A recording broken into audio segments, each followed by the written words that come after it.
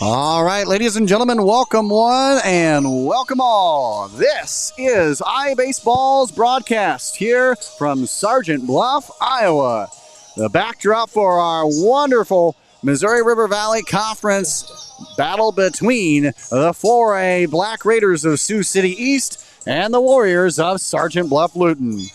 Welcome in, ladies and gentlemen. As always, Andrew Brown ready to give you the ball, strikes, hits, and outs, everything in between two conference foes who have done this before and already have come back with a lot of great talent for both sides, and it's going to be a heck of a battle here. It's a twin bill here tonight, so we'll have two separate stream broadcasts here for you. Game one coming on up in just a matter of 15 minutes from now. But beforehand, we're going to go ahead and rock it with our pregame report brought to you by the great folks at Insolites at Insolites.com and Casmium Sports, our stats sponsor for the 2025 campaign. And once again, we appreciate every little bit and coming along for the ride. So let's dive into it here, ladies and gentlemen. Again, as we set and get ready, these are two teams very familiar with each other and two teams headed in such an upward trajectory they might as well hit the moon. In both of their respective classes, both return nearly, in fact, everybody on their roster. So this is going to be very familiar territory for both teams. And again, we're going to have a heck of a battle in store for you tonight. And as always, please go ahead and hit that bell, like, subscribe, spread the word. Not just what we do here at IA Baseball, but everywhere at IA Sports. Check out what we've got going across the IA softball scene. Just started that up. It's really hard-nosed, hard-working people. Ready, they're experienced, and they know what to do. And it's going to be a fun experience for everybody. So make sure to check that out. As if you're a softball fan, I guarantee you will absolutely love it. All right, so let's get into this. This is our broadcast powered by Log Cabin Greek Steakhouse in Galena, Illinois. Make sure to check out what they've got going from all the great types of food that you love and enjoy in such a fantastic atmosphere. Head to Galena, Illinois, right across from Dubuque. Catch a Waller game, a senior game, whatever game you want to catch a game there, and then head on over to the Log Cabin Greek Steakhouse, again, in Galena, Illinois. So let's dive into it, ladies and gentlemen. Again, this is our chance where we get to dive into our pregame report, again, brought to you by Casmium Sports and Insolites.com. Insolites is the LED insulated light that you can see from up to half a mile or more away. Truly one of the better places and one of the better things you'll ever be able to be a part of. It is pick, place, and watch it work. No shocking yourself to test if your electric fence is working. None of that. In fact, all you need to do is put on almost any type of post out there, run their wire right through it, and from the comforts of your own home, you know it's working. Again, all you need to do is head on over to Insolites.com. That's INSULIGHTS, Insolites.com, and get you some today. So let's go ahead and take a look at these two squads here as we bring you into the booth here. I am Andrew Brown, happy to be with you here. And as always, we got our pregame report here for you as we take a look at both squads in this battle. Both squads coming off of strong years last year. As you can see, Sergeant Bluff Luton 24-16, 16 wins in conference last year. Sioux City East on the warpath last year at 22-6 in conference, 26-14 overall. Both teams were just one win shy of gracing the state tournament. Of course, Sergeant Bluff Luton falling to Bishop Heelan in yet another sub-state final between those battles. It's just absolutely, it's becoming a regular, and we love it here.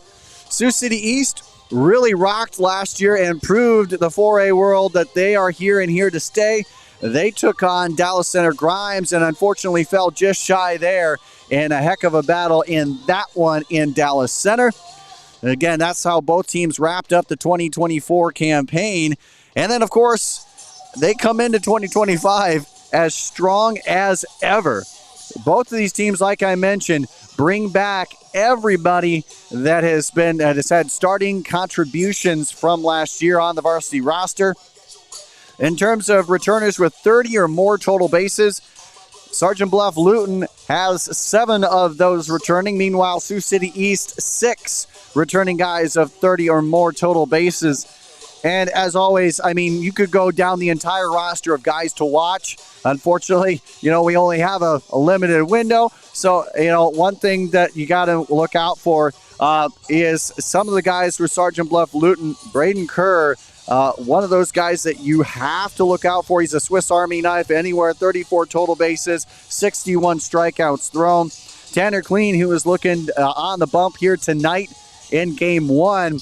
He's an absolute guy that will put off good numbers. He'll make you work for it for sure. Last year, through 58 innings pitched, 56 strikeouts, just 17 walks on the season.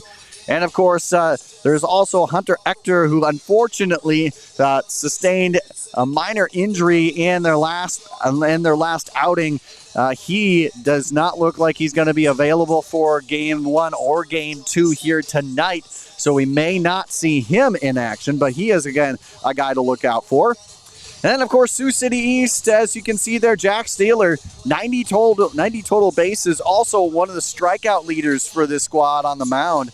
He had 22 extra base hits across last season. And, of course, Kason Claiborne had a phenomenal underclassman year last year, just stellar.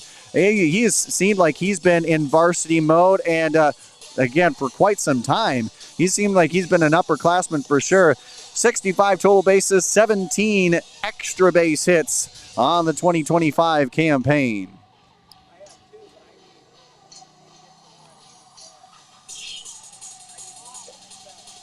And, of course, as we get you right back out there again, Andrew Brown here, happy to be with you, giving you all the balls and strikes, and pleased to be with you here as we get rocking and rolling.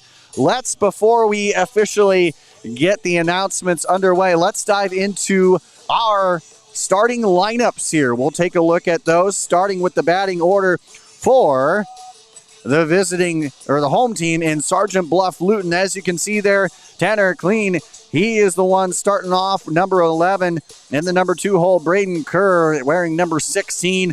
He's followed in the number 3 hole by Gavin Warren, number 4. Tate Lofswald will be in the cleanup spot wearing number 19, followed by Parker Lutkin wearing number 1. And wearing number 9, Alex Wilson, followed by number 3, Braxton Van Meter.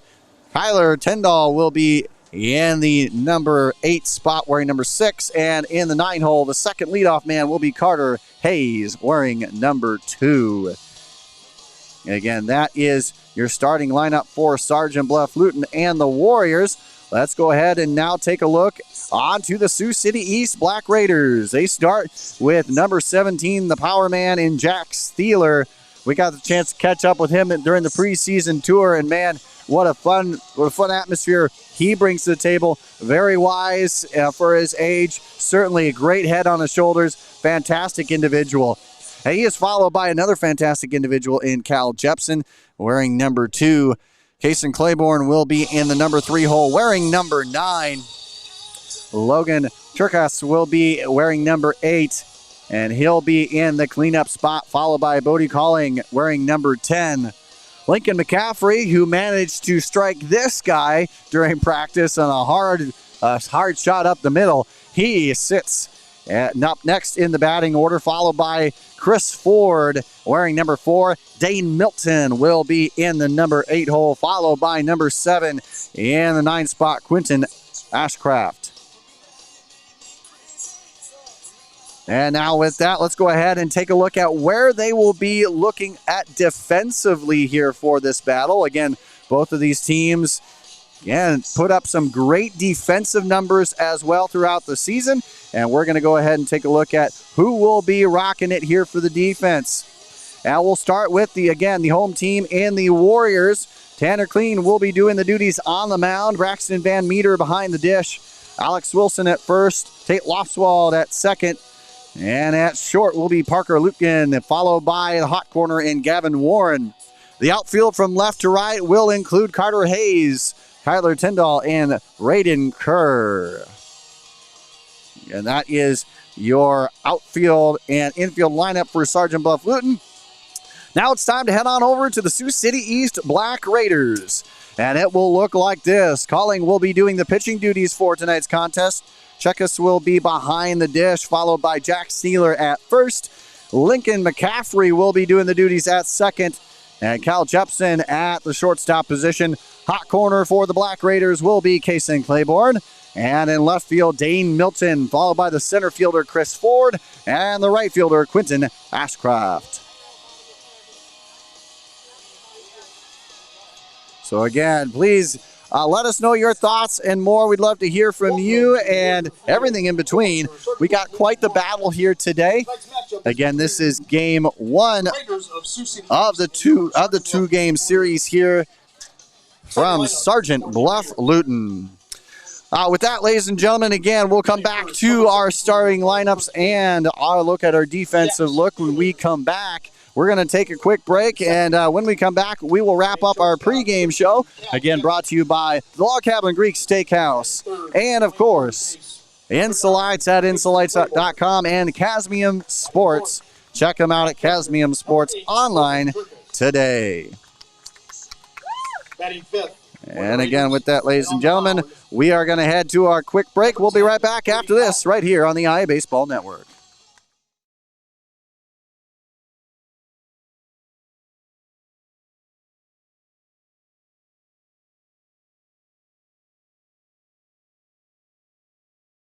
Hey everybody, got something special for all you electric fence owners out there. It's called Insolites, the LED flashing insulated light that you can see from up to half a mile or more away. It's so great you can see it from the comforts of your car or even your own home. That's right, you can put it onto almost any type of post out there, run the wire right through it, and that's all you need to do.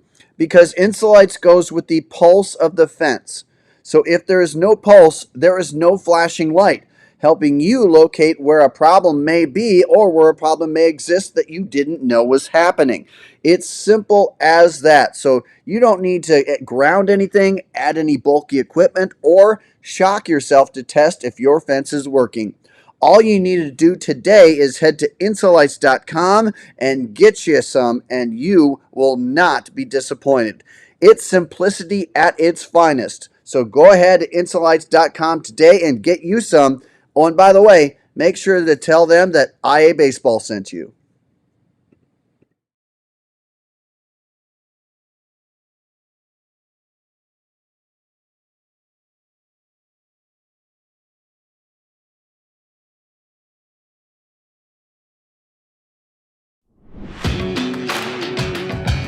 Sportsmanship starts with us. As a student athlete, I need to model good behavior and represent my school appropriately. That means respecting my teammates, coaches, opponents, the officials, and fans.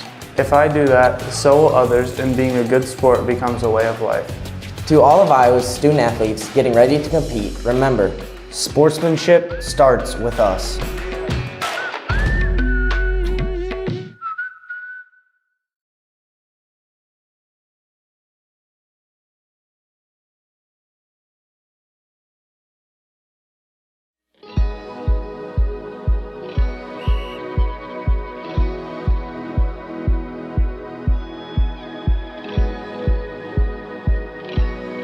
I love doing it. We go to all the state events, we work at all the state events, and you know, you wear your polo and people stop and talk to you, and it's just really great to connect with kids from other schools who are on the board, and then coaches, athletic directors who will see you at the events will stop and talk to you, and it's really neat. You feel a bit of a weight and you're a voice for all athletes in the state of Iowa, which is cool. I think it's really cool.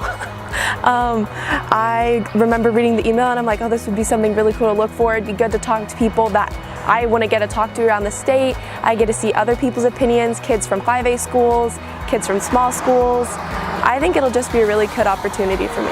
IHSAA represents so much that it's really cool that they have two girls on the board to bring a girl's perspective, because I think it's really important to be very diverse and get different opinions.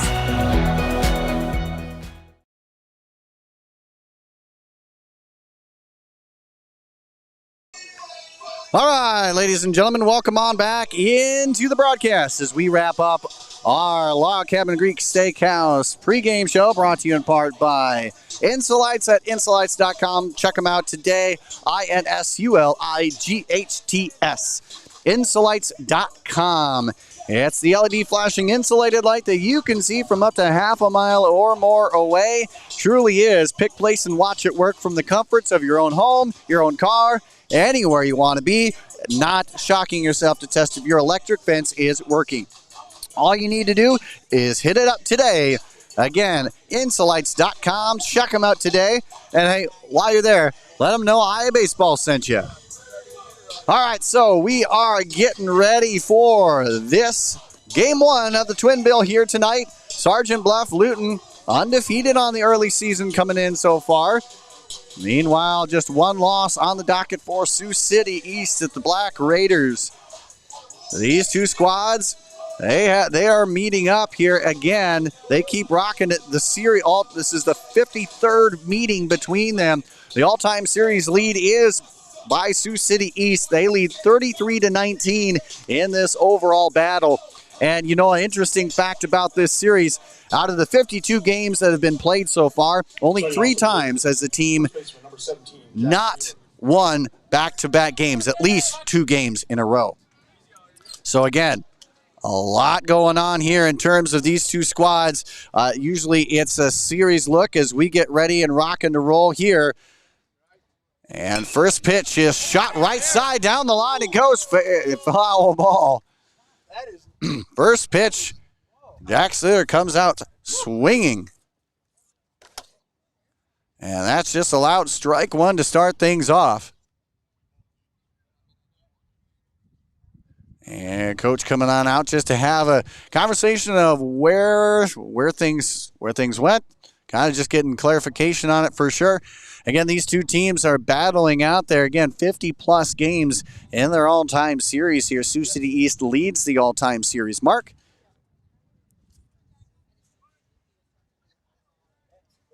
And Tanner Clean on the mound. Second pitch he gets shot up high. That one is out there into left field, but going towards foul territory. In the end, it will be in fair territory.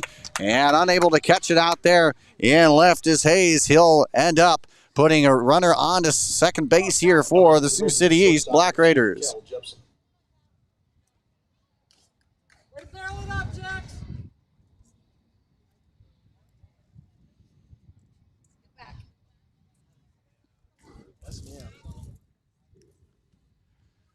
So now with a runner on second base, we get Kyle Jepson stepping on up to the plate. He takes a look at strike one for his first appearance here again. The all grays here for Sioux City East. Black outline lettering. Meanwhile, Sergeant Bluff Luton, the orange lettering and numbering, white numbering, right? Orange trim. That one on a slow roller out there to short the pick by Luchin. Up in the fire. Not in time, as that is a legged out infield single. And Sioux City East now with runners on the corners and a chance to do something here early on with nobody out. Now the plate for the Raiders, third baseman, number 9, Kason Claiborne. So Kason Claiborne now stepping on up to the plate. His first time up here in this twin bill. Again, both of these squads know each other very well. This is a very, very well played on both sides. That chop left side, foul, strike one to begin the at-bat.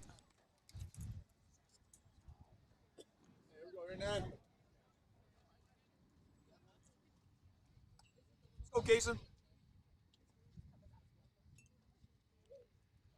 Claiborne, certainly one of the more entertaining guys you'll see, is that one tails too high ball. But again, as a guy who's just been rocking it last year, we saw what he was able to do. This year he comes in already 13 total bases, batting .400 on the year.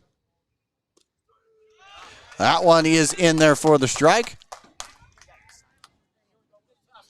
And we have a 1-2 count.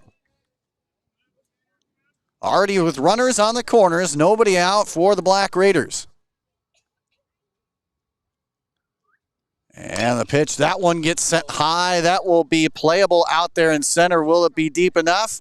And they will send Jack Sealer. The throw will be in, but it will not be in time. And the Black Raiders strike first in this one. It's 1-0 Sioux City East.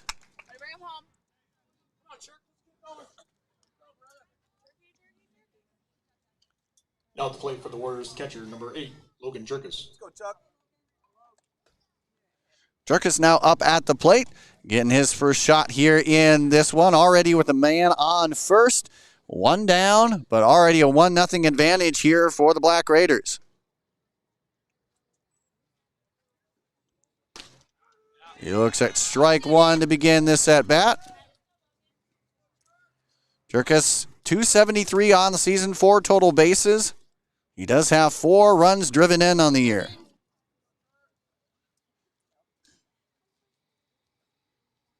Claiborne stands on first. A half-check swing gets checked foul. And we remain at a 2-strike count now.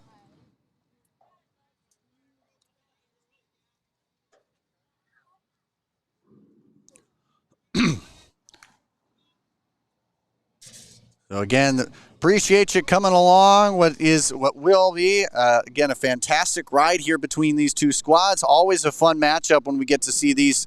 And that one's a high hitter that's obliged on and unable to connect. That is recorded out number 2, the first strikeout of the game. Strikeout by Jerkus brings up the pitcher number 10, Bodie Colling. Let's go, Bodie. And now Bodie Colling stepping up to the plate.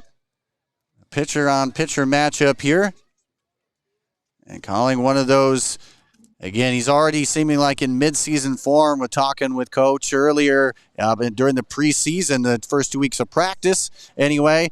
He seems like he's been in midseason form for quite some time. In fact, most of this team, you could say, has felt like that.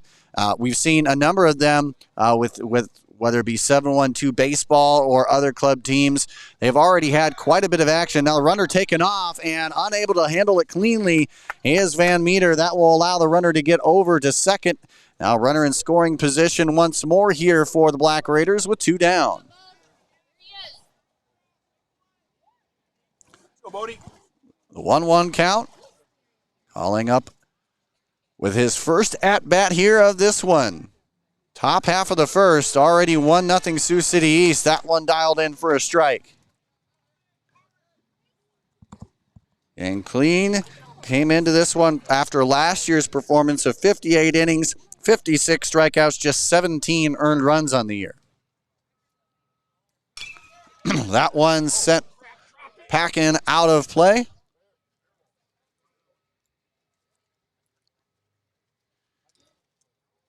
Once again, make sure to check out all the great content we have by heading on over to rockfin.com/IA Baseball. That's ROKFIN/IA Baseball. Make sure to check out all the great stuff, including our look at top junior, senior, sophomore, and freshman. Is that one on a 2-hopper out there to third, picked up cleanly, and Warren will secure it for out number 3. But not before the Black Raiders strike for 1 onto the scoreboard lead this one 1-0.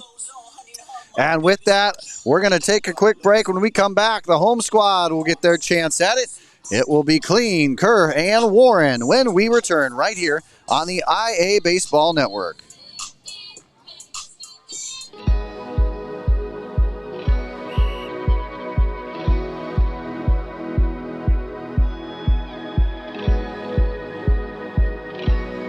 I love doing it. We go to all the state events, we work at all the state events, and you wear your polo and people stop and talk to you, and it's just really great to connect with kids from other schools who are on the board, and then coaches, athletic directors who will see you at the events will stop and talk to you, and it's really neat. You feel a bit of a weight and you're a voice for all athletes in the state of Iowa, which is cool. I think it's really cool. I remember reading the email and I'm like, oh, this would be something really cool to look for. It'd be good to talk to people that I want to get to talk to around the state. I get to see other people's opinions, kids from 5A schools, kids from small schools. I think it'll just be a really good opportunity for me. IHSAA represents so much that it's really cool that they have 2 girls on the board to bring a girl's perspective, because I think it's really important to be very diverse and get different opinions.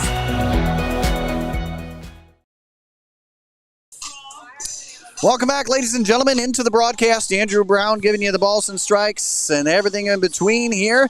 It was a sacrifice fly that gave Sioux City East Black Raiders a 1-0 lead here. The sac fly by Kason Claiborne.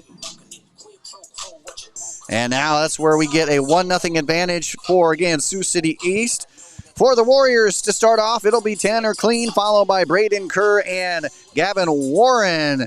Rocking it here, getting us ready.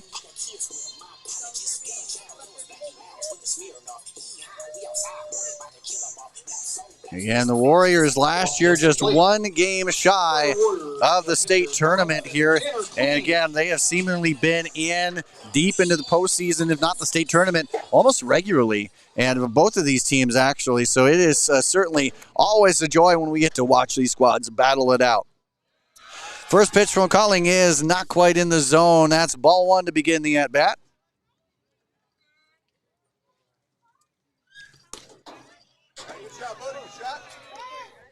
Next pitch a little too far out of the zone, according to Blue behind the dish there. Calling with the set and through. That one on a sharp liner right up the middle from whence it came into the outfield grass. And both teams now with leadoff hitters onto the base pass here. First hit of the game for the Warriors comes right off the bat here as Clean gets the single. Now Braden Kerr stepping on up to the plate.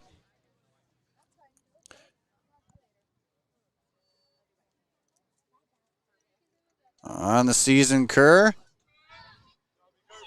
looking to add on to his mark here. 2 total bases on the season. Looks at ball one to begin the at-bat.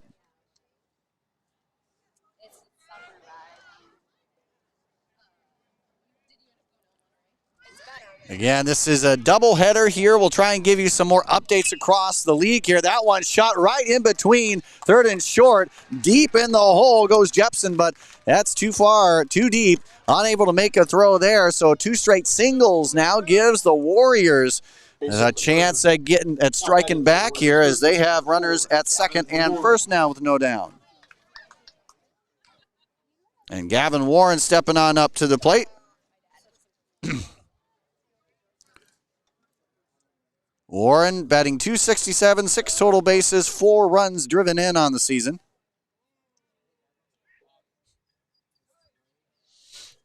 And they have basically been seeing eye singles through the first 2 hits here.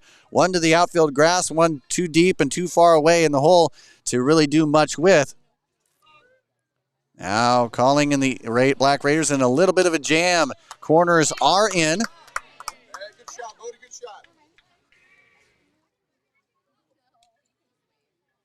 Again, Sioux City East already with the 1-0 advantage here early on. The sacrifice fly in the top half of the inning. They're looking to stave off what is a Warrior push here in the bottom half.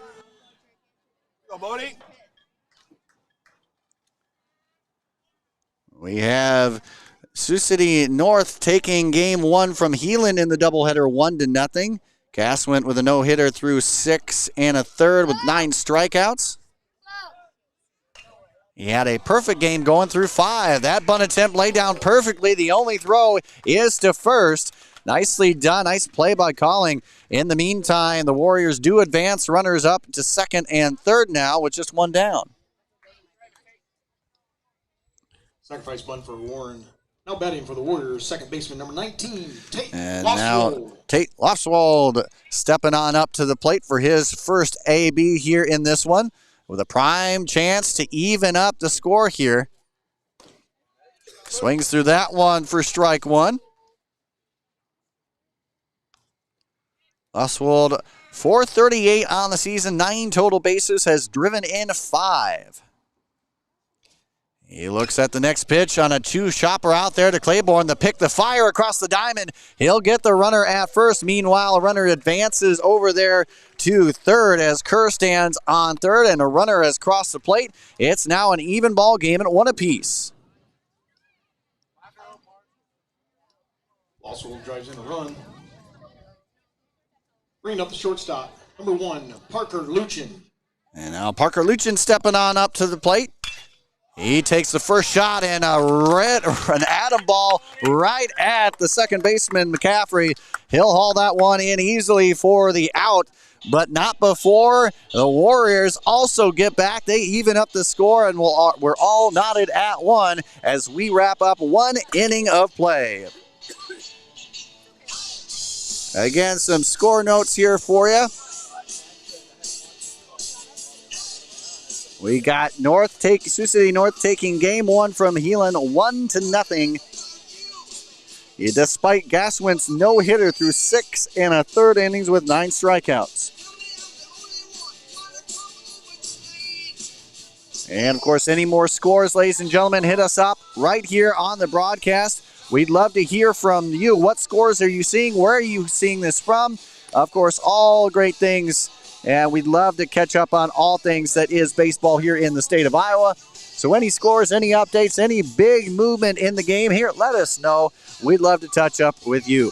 All right, we're going to take just a quick break. We'll be back after this quick look right here on the Iowa Baseball Network.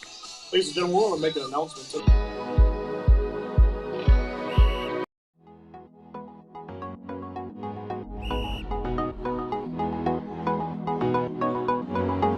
I remember personally when I was young watching the guys that were playing sports, basketball, football, wrestling, whatever it was, when they were in high school, and just thinking, how great they were and just wanting to be like them when I was older. So yeah, we are definitely always role models for those younger kids, those middle schoolers.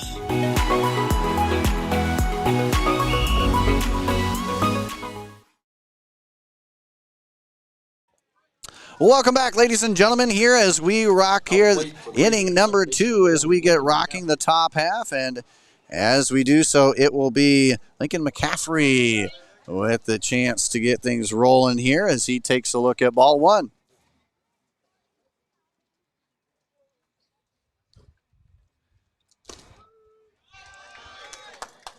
And there for strike again. Both teams getting the leadoff runner on to begin in the very first bat of their respective half innings. And then, of course, both teams get those runners home.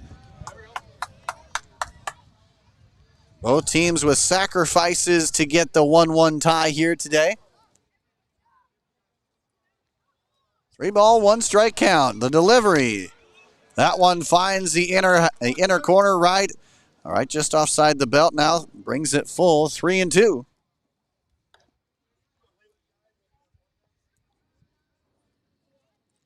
Next pitch, that one too far inside. Try to maneuver the inner corner, but too far low and inside for ball 4. That puts a runner on, and the Black Raiders now 2 straight innings with the leadoff runner onto the base paths.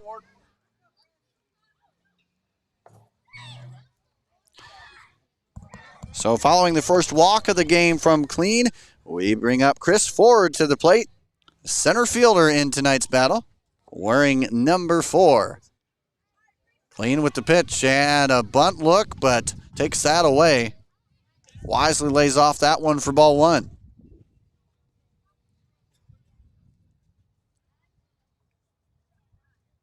Again, this is game 1 of the doubleheader here today.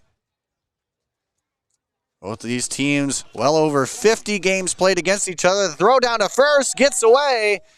But good job on the backup by Kerr to make sure that nobody advances there. A nice lot for sure. Unfortunately, just couldn't connect. In the end, though, it doesn't harm him. And with that, we have a 1-1 count.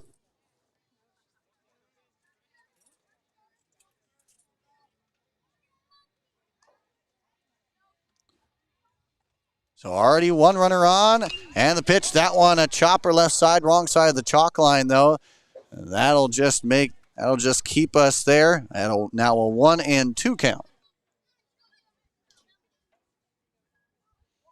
Also catch all the highlights that we have coming from Saydell and West Marshall. Again, the home opener for the Eagles. A conference battle there as well in the middle portion of the state. That one gets hit high, and that will be just barely into the outfield grass. Coming on will be Lofswold as he will secure the out. And now there's one away, and now coming up will be Dane Milton to the plate. The Raiders, left fielder number 3, Dane Milton. Go, Dane.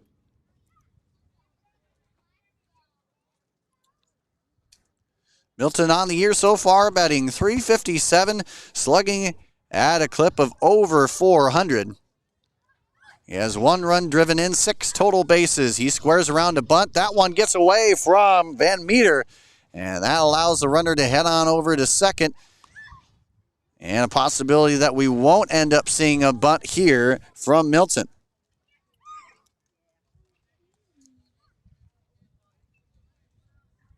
So the 1-0 count. Second straight inning, the Raiders have had a runner in scoring position. The look, the fire from clean. That one, just enough of it. He evens it up now at 1 apiece. On deck, Quentin Ashcraft. And then the top of the lineup in Jax Thieler.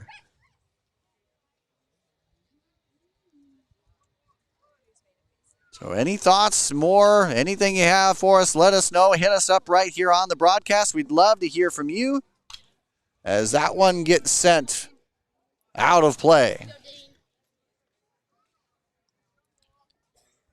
And these two teams have just 3 times between each other have alternated wins. Most of the time it's at least 2 wins in a row for each team before the other wins. So this is, again, a heated battle. It has been Sioux City East that has taken the last few games as that one gets floated out there into left field. Collision. And that ends up falling down onto the outfield grass, and we now have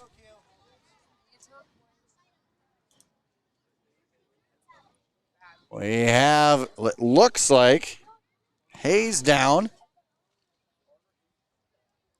As that was a collision between, it looked like 3 guys at that point. Certainly hope for the best here. He's,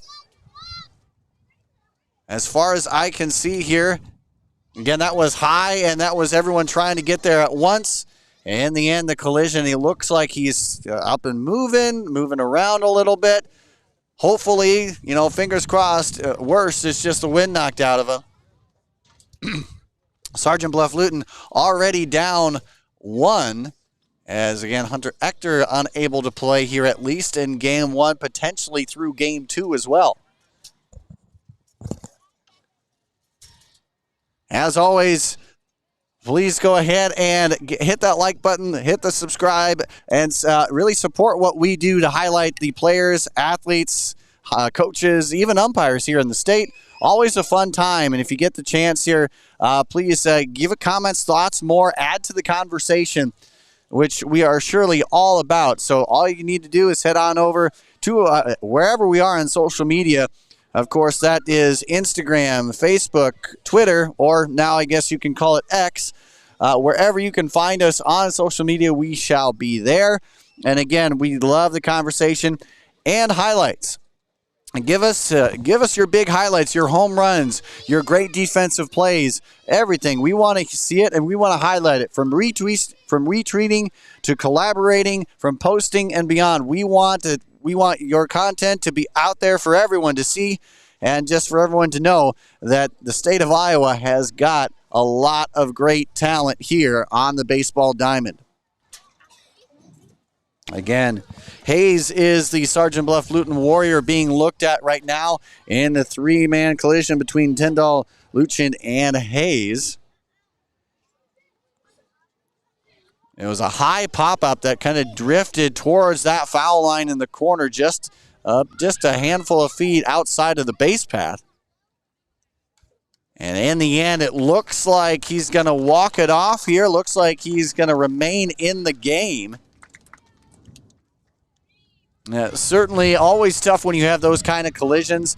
Always a hard, when you come out of it and you're still ready to go, you're a hard player for sure.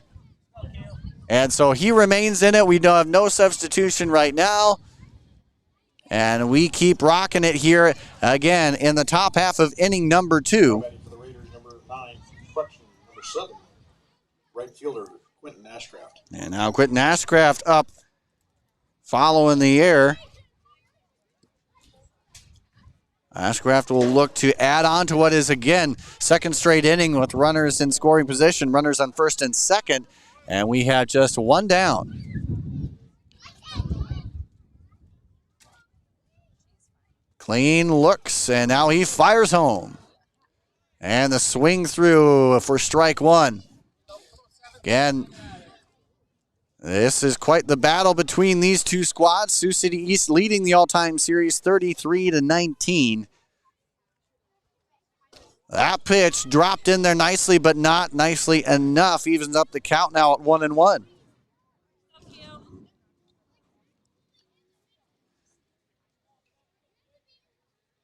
And top half of inning number 2, here we go. That one too far inside for the liking here.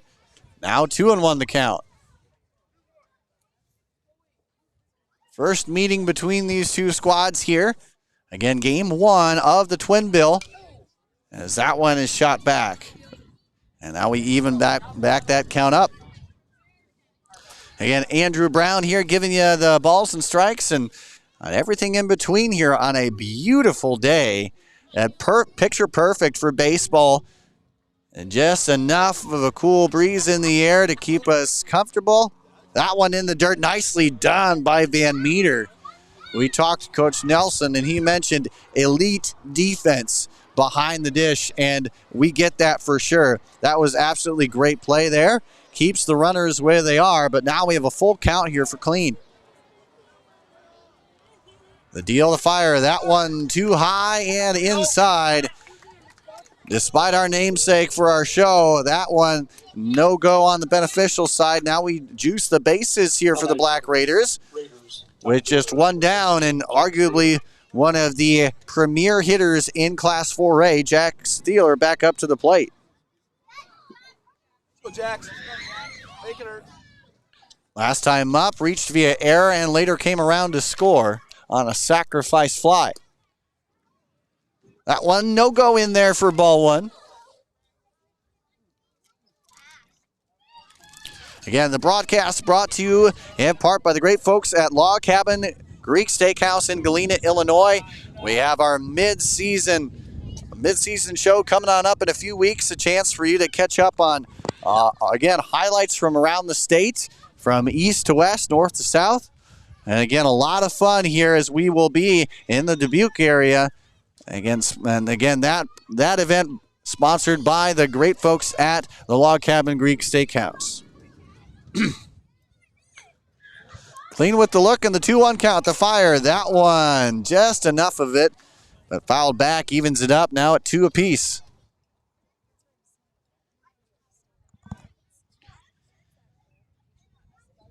Again, here we sit from Sergeant Bluff, Luton. What a fantastic venue here. Obviously, two historic programs here across the state, very well known. And both conference foes here in this one.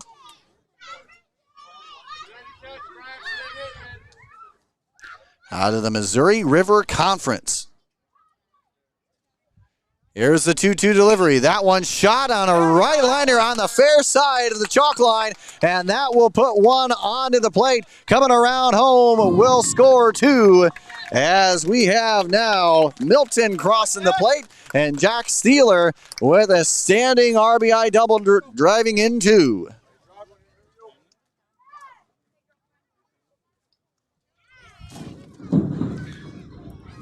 Now batting number 2, Cal Jepson. So it's really hard to limit Jack Steeler here, and it's just only a matter of time when the damage is going to come. And he brings home 2 runs. He has scored 1 and brought home 2. Again, as now Cal Jepson looks at first strike 1 to begin his second at bat. Again, just 1 down and a 3-1 advantage here for the visiting team. That one shot right side, foul. Again, that ball hit by Steeler, hugged that line as close as possible, and maybe even got Wilson a little thrown off of if it was fair or not. Nonetheless, that was struck so hard it was going to be a hard play regardless. And as such, now Steeler stands on second. Jepson at the plate. And he shoots that one right side, could find the gap, and it does. That one now gets all the way to the wall. Jepson will head on over to second. Thieler will round third and head on home for the second time in this one. It's a 4-1 ball game, Black Raiders. So trading places goes Jepson for Thieler. And now we have another advantage here again, a 4-run advantage for Sioux City East. And now we'll have Coach Nelson on to the mound here. Maybe just look at a conversational piece trying to calm things down. Certainly you don't want to be behind too much when it comes to the Black Raiders here. But a 5-1 mark, you want to keep it at that and not limit any more damage. Again, as Kyle Jepson brings home the double and the RBI. 5-1, our mark here in this one. And if I'm Coach Nelson, just kind of, a calm down strategy here. You got Claiborne up at the dish, who's very capable of leaving the yard at any one point, let alone placing one in either gap or down the line. So you've got an experienced hitter up here in a situation that you would rather not be in, but nonetheless, you got to have to deal with here with just one down. Top half of inning number 2, Clean with the pitch. Too far outside. Last time up, Claiborne brought in a run. Would certainly like to keep that alive and make it a streak here. Look to fire. That one gets hit high. That one's deep left field. That one's going up. And that has left the yard. Ladies and gentlemen, not enough real estate to hold that one in the park. That is a 2-run shot, and it's early 7-1 here in the top half of the second.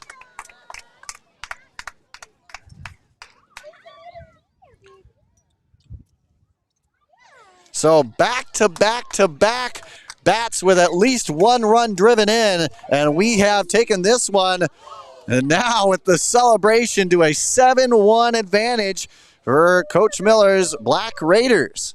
Go, Logan. That brings up Logan Turkis to the plate. Last time he struck out. Would love to keep the train of hits going here, and again, just 1 down.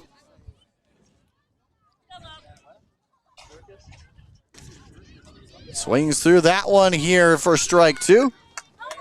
Again, quite the bomb that landed in the tree out there and left.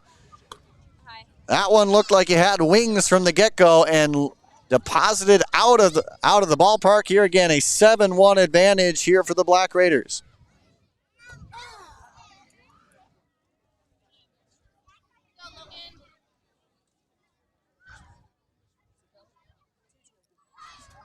Two count, the delivery. That one finds the outer corner, and that is strikeout number 2 on the game here for Clean.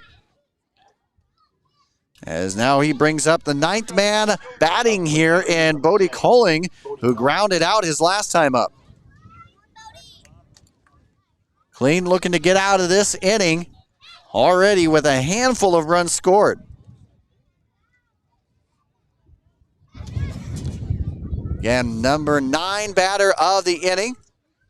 Takes a look at strike 1 to begin his second at-bat. Last time up, grounded out on a sharp 2-hopper to third.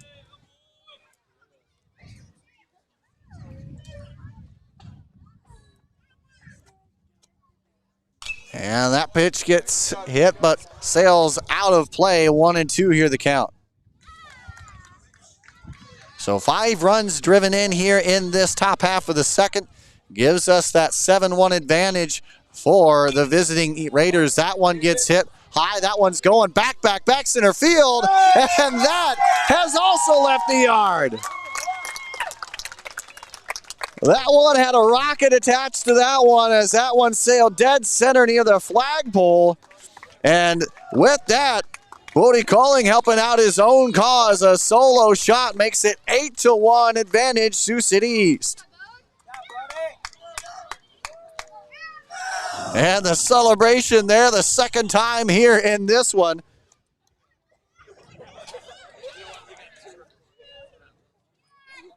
That's been 5 consecutive batters that have brought home at least 1 run. And now we go through the lineup here as we continue the second inning with Lincoln McCaffrey, who walked in his first plate appearance here in this inning, takes a look at strike 1. So again, the Raiders, as that one gets shot, that's left side. That one's going deep, deep, deep. And that will be off the fence line and headed for second. The throw in time, but just off. As more offense for the Raiders, McCaffrey, his first hit of the game as he stands on second here with the double. And we continue on with this just onslaught of Black Raider offense here. As Chris Ford stepping on up to the plate, looking to add to the mix here, looking for his first hit of the ball game. Go Ford. He had a fly out his first time up. He looks at a runner on second. A chance to continue what has been a big inning for the Raiders. That one in there for strike 1.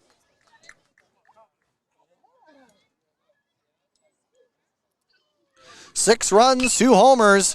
And that one on a diving stop by Luchin, not able to grab that one, but keeps it enough within reach to keep both runners at bay.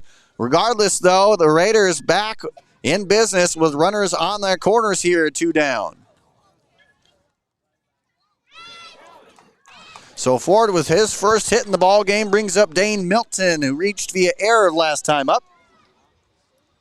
Out to play for the Raiders, number 3, Dane Milton. So with McCaffrey at third, Milton on at first. Or, excuse me, Ford on at first.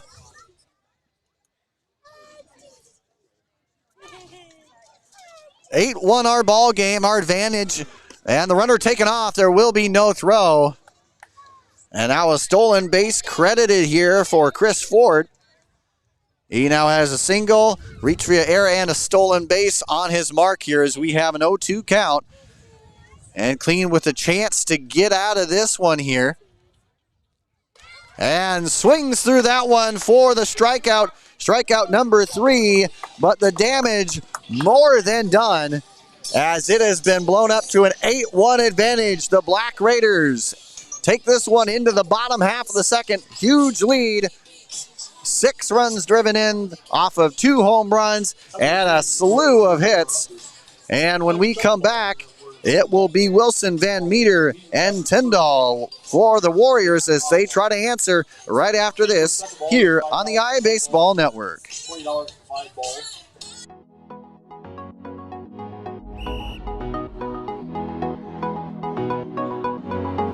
I remember personally when I was young watching the guys that were playing sports, basketball, football, wrestling, whatever it was, when they were in high school and just thinking, I mean, how great they were and just wanting to be like them when I was older. So yeah, we are definitely always role models for those younger kids, those middle schoolers.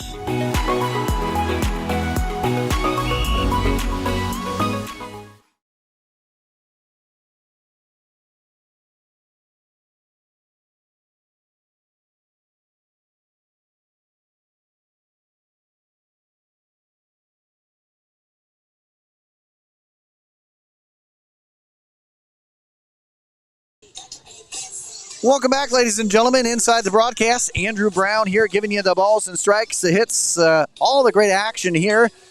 It was 2 home runs, 6 runs driven in, 6 hits altogether in that top half of the second for the Black Raiders, and they have broken this one open 8-1. This is game 1 of the doubleheader, and now it's time for the Warriors to try and get back into this one with Alex Wilson kicking things off.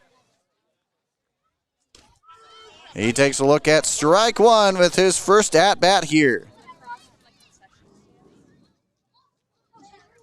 Wilson batting .333 on the season, 6 total bases, has driven in 3 himself as he watches this one even up at the count 1-1. Colling with the look. That one's shot right side. That goes deep. That one's back and off the wall it goes. It will be played off the wall. The throw will be in. The relay is in time, but not a tag applied in time. As that is a sliding double here for Alex Wilson as he gets the Warriors rolling here with a double to start the inning.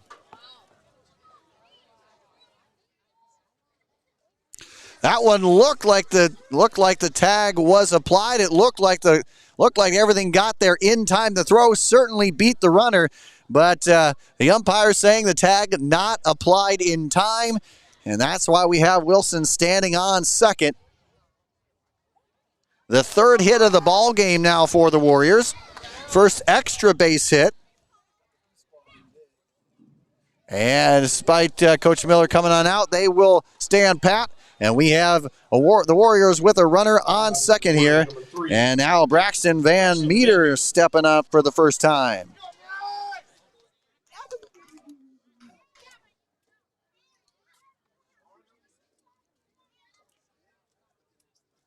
And Jack Steeler creeping up into the grass there.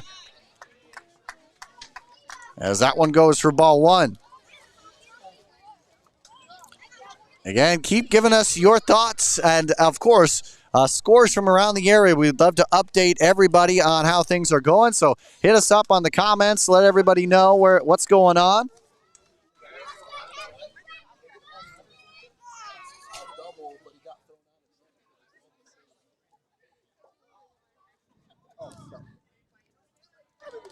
So 2-1 is our count. Warriors trying to answer back. High heater obliged, but comes up empty. Now evens it up at 2-2. Again, posting up a handful of runs here in that top half of the second. The Warriors have a hill to climb.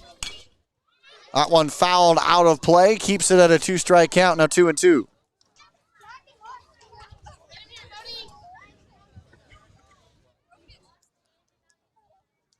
And different camera angles here. Excuse me. Again, help brought to you by the great folks at Log Cabin Greek Steakhouse for making this possible. As we continue to improve the experience here, let us know what your thoughts are. That on a one-hopper out there to Claiborne. Looks to second, fires to first. They will get the out of first. The exchange to third, not in time. As the Warriors will trade that out for a runner at third and a chance to cut back into this lead here.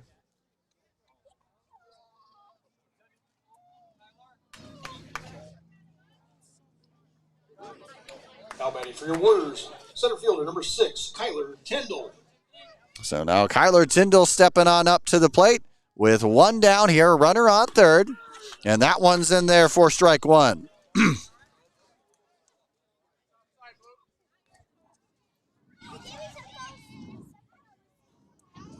8-1 the advantage here. That one too far in the dirt.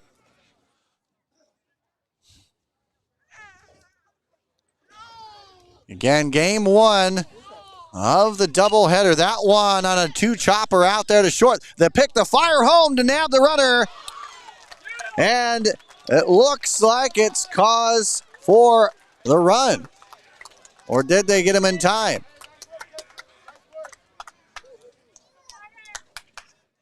So it looks like they got the runner.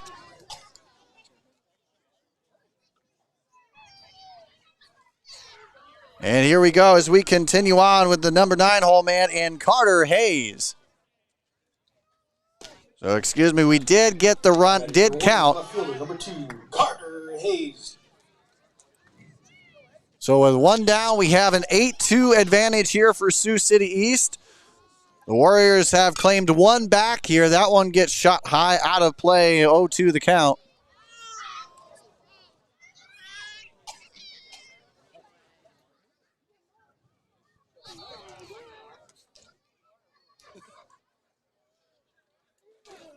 So the corner's in here for the Black Raiders.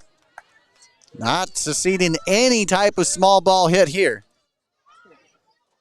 The runner on first. The Warriors very capable, very willing to trade an out for a runner in scoring position. That one not quite in the zone. And we bump things up to 2 balls and 2 strikes.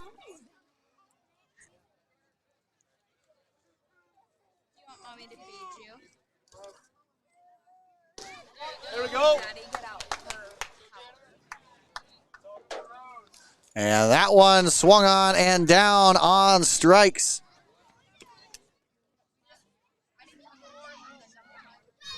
goes Hayes. For the Warriors, the pitcher number 11, Tanner Clean.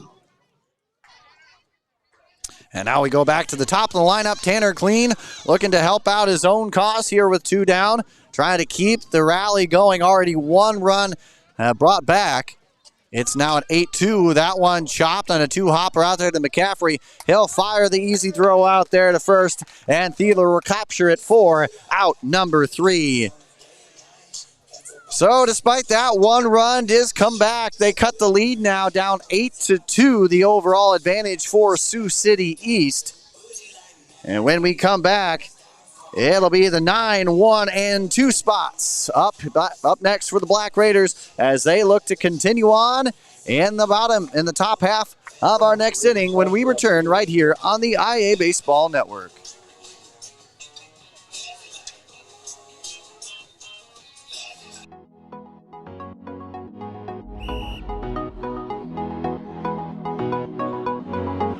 I remember personally when I was young watching the guys that were playing sports, basketball, football, wrestling, whatever it was, when they were in high school and just thinking, I mean, how great they were and just wanting to be like them when I was older. So yeah, we are definitely always role models for those younger kids, those middle schoolers.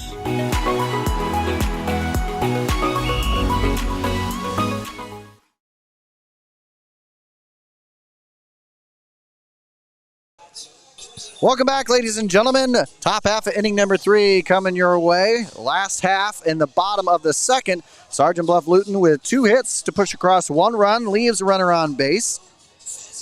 And that's where we sit now. An 8-2 advantage. Sioux City East with 1 loss on their record. Meanwhile, the Warriors come in unblemished, looking to continue that. But right now, a little tough road for them here. They need to halt the scoring, which Sioux City East has done in each of the first 2 innings. Ashcraft now takes a look at strike 1 to begin his second at-bat of the game. Last time walked.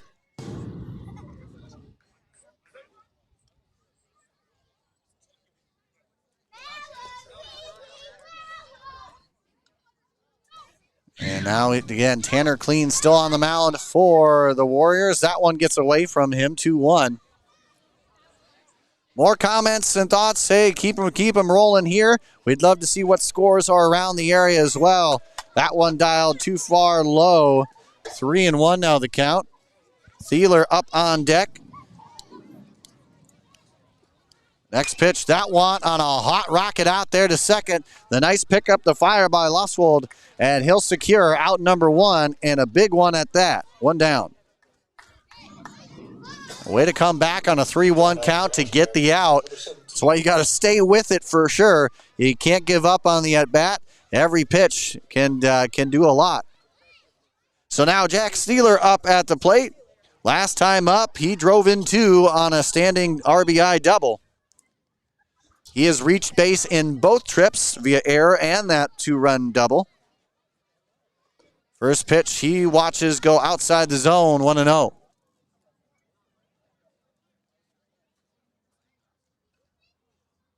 That one fired too low as well, outside. And, you know, honestly, you got to be careful with Thieler. He is capable of producing a lot of damage anywhere across the field.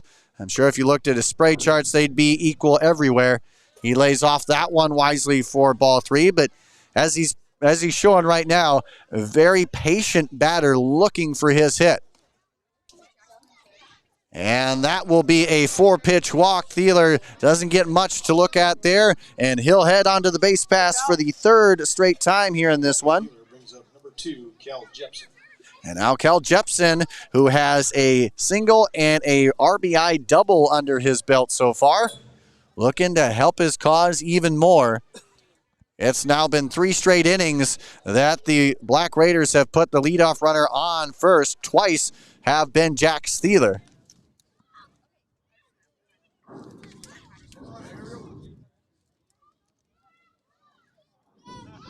The 0-1 count, the look from Clean the Fire. That one shot right out there to Wilson. The pick over there to second. The exchange not going to happen there.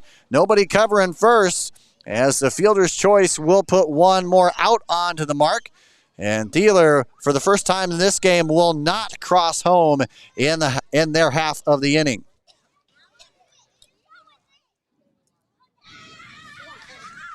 Now batting for the Raiders, number 9, Kason Claiborne. So now Kason Claiborne, who's had a heck of a game so far, a sacrifice RBI and a 2-run home run.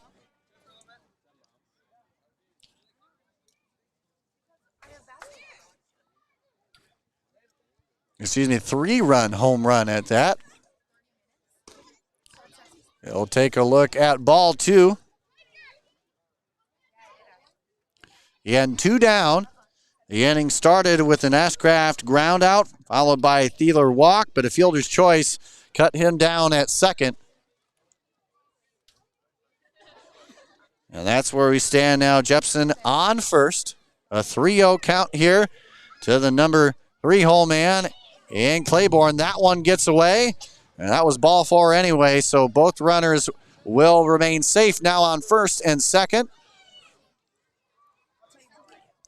Second walk of the inning here for Clean. As Logan Cherkas now back up at the plate, looking for his first hit in this ball game. So far 0 for 2. Well, one thing that Coach Miller had preached time and time again, this is a lineup he feels so confident about. In fact, one of the most confident times he's felt 1 through 9 that this entire lineup has productivity to send one deep. Cherkas with 2 strikeouts so far, looking to remedy that here with a hit. He sends that one high, but out of play.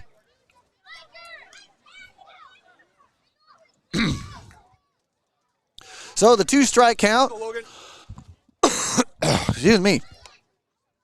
And that one high. He comes up empty on that one as he is set down. That is strikeout number 4 on the game for Clean, as he will officially have the first inning where he has not given up a run. And so with that, the Warriors trying to continue that momentum into their half of the inning. When we come back, it'll be Kerr, Warren, and Loswold when we return to the Warriors side of the third right after this.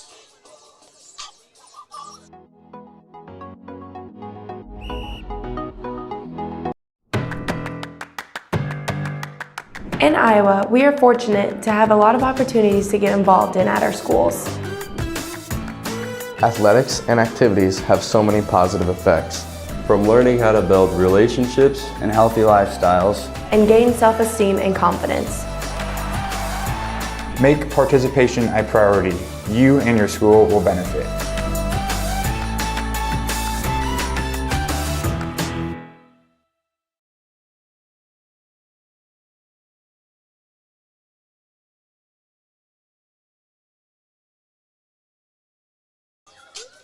All right, ladies and gentlemen, welcome on back. Bottom of inning number 3 underway here.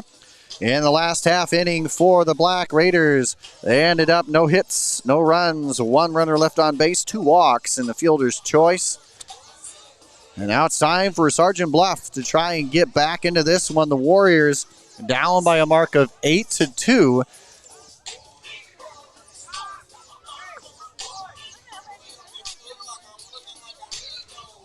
A 7-run second inning for the Black Raiders helped propel them from a 1-0 advantage all the way to an 8-2 advantage.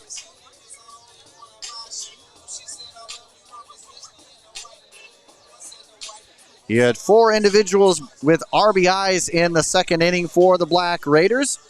And you had 2 home runs, one by Bodie Calling, helping out his own cause there. And, of course, Kason Claiborne with the first home run to bring in 3. And that all helped to bring 8 runs on the board for the Black Raiders. But now it's time for the Warriors to try and add their mark here. They had an RBI ground out in the first and brought another run home via the double back in the second inning.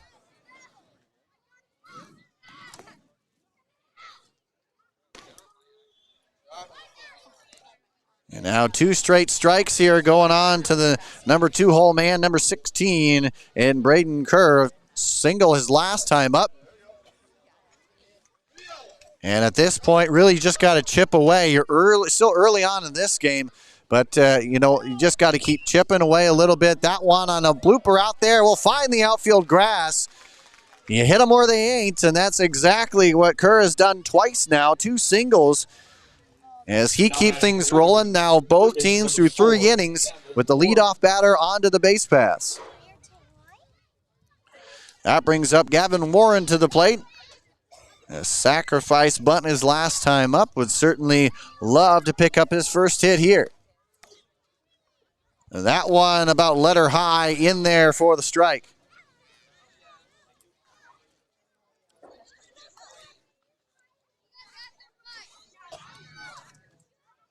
And on the mound, Bodie Colling. 60 innings from last year, 58 strikeouts. Teams hit just .216 against him. And, right now, about the same. Working his magic out there. Hasn't allowed too much. Just 2 runs have crossed under his watch. Look from Colling, and now the fire. That one on a 2-chopper out there to second. The pick of the fire. They exchanged this first. And no go on the relay back to first, but they do get the lead runner as we have 1 down. Now batting second baseman, number 19, Tate Lofswold. So the fielder's choice will bring up Tate Lofswold to the plate. RBI ground out his last trip up, gave the Warriors their first run of the ball game. He's looking here. With Warren on there, that one shot right in between third and short. Claiborne Jepson not able to come up with that one.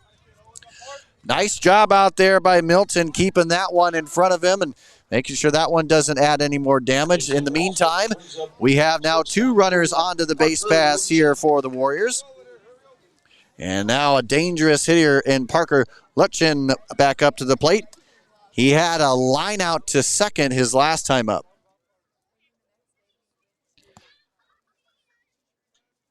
Colling with the look and the fire. That one sails too far up high, 1-0. The corners near the grass here for the Black Raiders. Trying to limit any small ball activity here.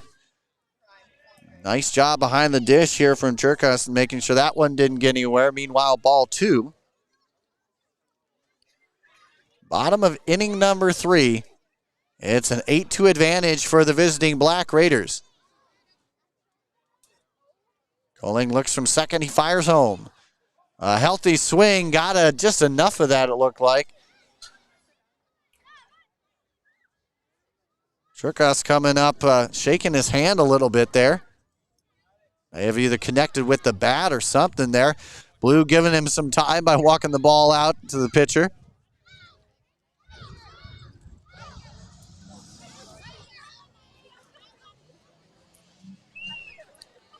Again, Andrew Brown here, very happy to be with you. And again, what more can you ask for on a Wednesday? Again, as we start to wind down the month of May, I got a lot of big games coming up here for you. And again, your chance to let me know where I should go next.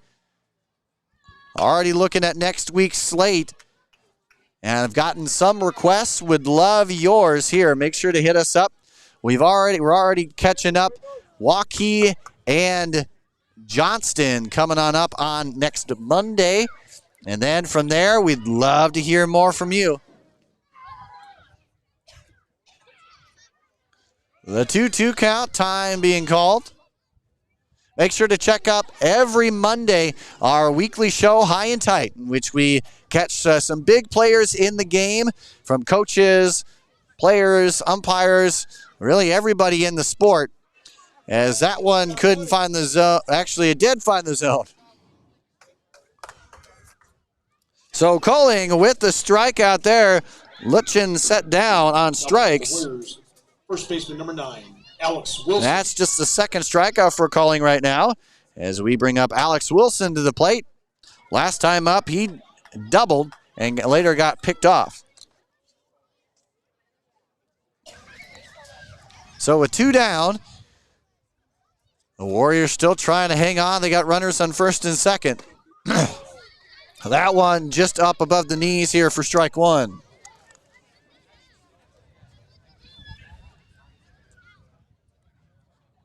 Again, both of these teams made it all the way to their respective sub-state finals last season. The Warriors falling to Bishop Heelan in a conference battle that we've seen a number of times in the sub-state final. Meanwhile, the Black Raiders falling to DCG and Dallas Center. That one foul tipped as we continue to roll on now. 2 strikes, a 1-2 count, and a chance for calling to help out. This is the 5th batter of the inning here for the Warriors. Calling looks, and now he fires home. That one too far in the dirt. Evens up the count here now at 2 apiece. Worth it to try and get him fishing there. Don't know if that's exactly where he was going with that, but try and get him there. When you have a pitcher's count, may as well work it. So runners at first and second for the Warriors. They're trying to inch back in this one. That one's sailing too far out there, and kudos here for Wilson. A 2-strike count now was brought it on full. Van Meter on deck here should Wilson advance. Tense moment here in the bottom half of inning number 3. Here's the pitch. That one is hit on a blooper. That will find the outfield grass. A looper will bring at least one on home. Coach Nelson says, whoa, as that will be all she wrote for that one. But nonetheless, the inning continues as Wilson strikes again. An RBI single will now cut down into that lead. It's now 8-3. Base hit for Wilson. Brings up number 3, Braxton Van Meter. And Van Meter will get the chance to do some damage here, or attempt to. 0 for 1, ground out to third his last time up. A chance to add here, already 1 run home, 8-3 ball game. The look from Coley, that one fouled back.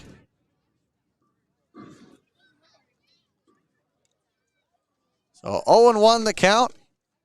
It's been a strong outing so far. Both teams had some good offense. And right now it's been a lot of the power game for Sioux City East. 2 home runs have helped catapult them to an 8-3 advantage right now. A big swing, looking to go places, but unfortunately comes up empty there now with 2-strike count to the number 7 hole man again, and Braxton Van Meter.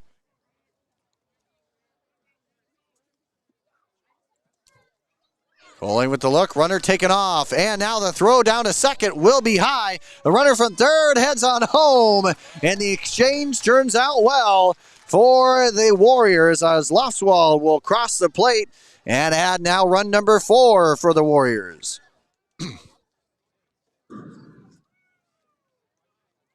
So some good work by Wilson on the base pass as he gets to second on the official stolen base. Meanwhile, a run comes on home. And now they've cut it in half. And Van Meter with another chance.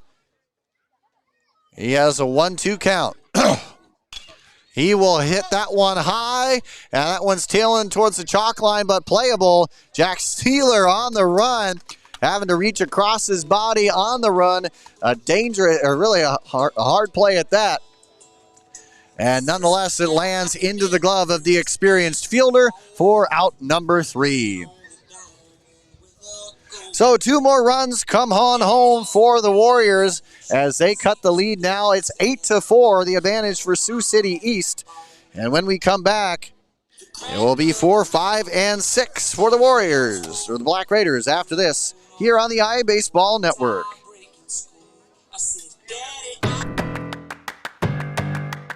In Iowa. RDA Financial Network is a proud sponsor of iabaseball.com. RDA supports the sport of baseball in the state of Iowa. We believe the game of baseball promotes many values such as hard work, determination, and teamwork, values that matter on and off the baseball field, and values that we demonstrate to our clients every day in our offices across the country. RDA provides financial planning and wealth management services to our clients in 6 communities in the state of Iowa. RDA Financial Network is an SEC-registered investment advisory firm. RDA advisors may offer securities through United Planners Financial Services, a member of FINRA and SIPC. United Planners is not affiliated with RDA Financial Network nor iabaseball.com. Please visit rdafn.com to find an RDA advisor near you.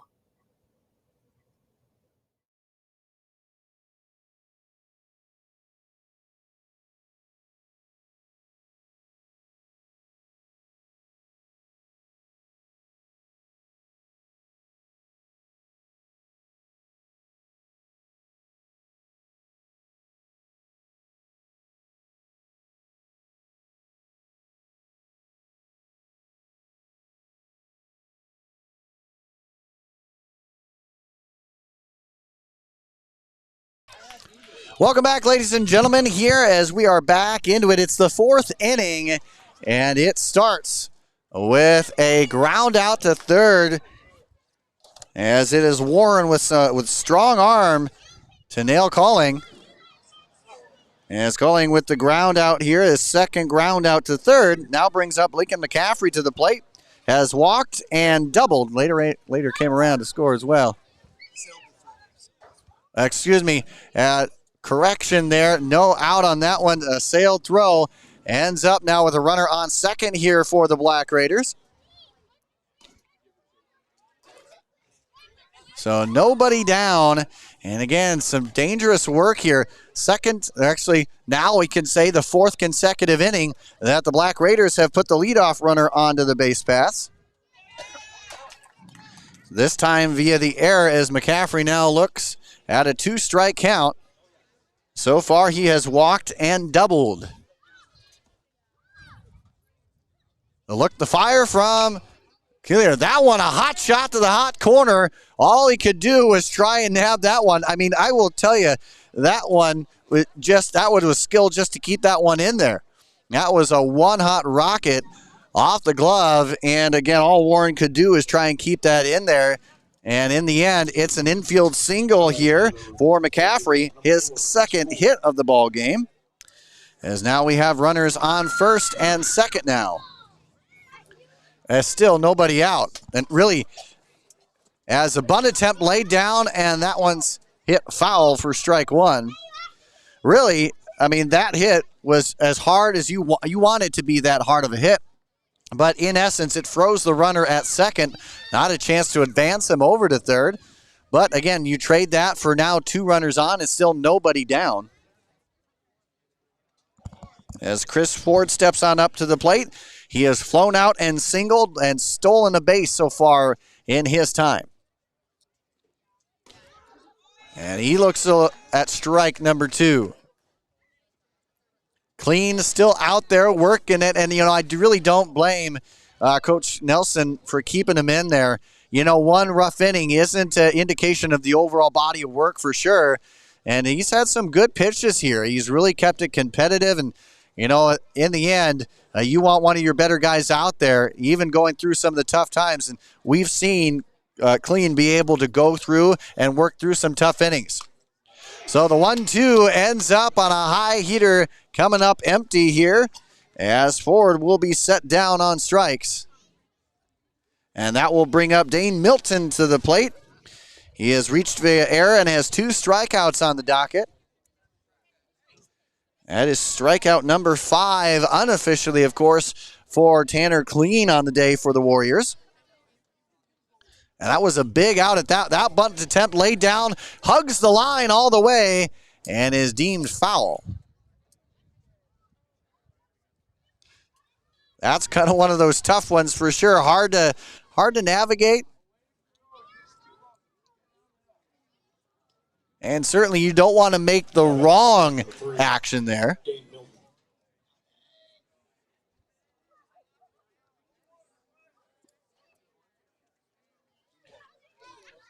So the 0-1 count, the bunt attempt laid down, and it's a nicely laid down one at that. The only play for Clean is at first. He'll make it there.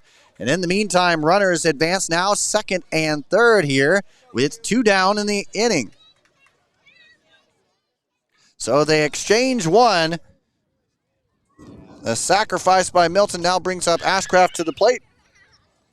He has walked and grounded out in 2 trips. Now batting for the Raiders, number 7, Quentin Ashcraft.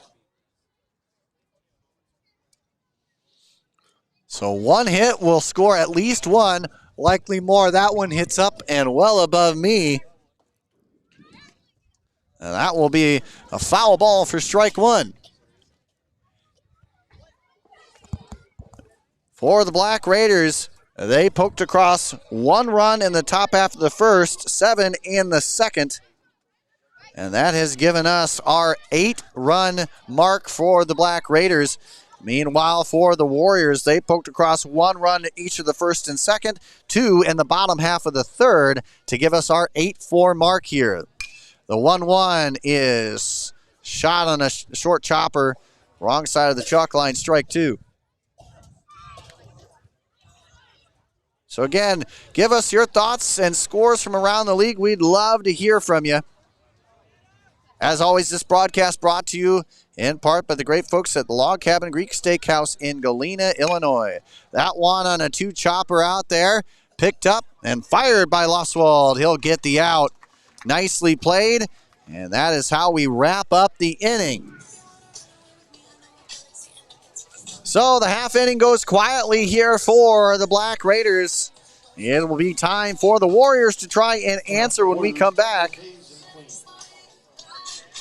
It'll be 7, 8, 9 for Sergeant Bluff-Luton when we come back right here on the iBaseball Network. It's Sergeant Bluff-Luton, Sioux City East after this.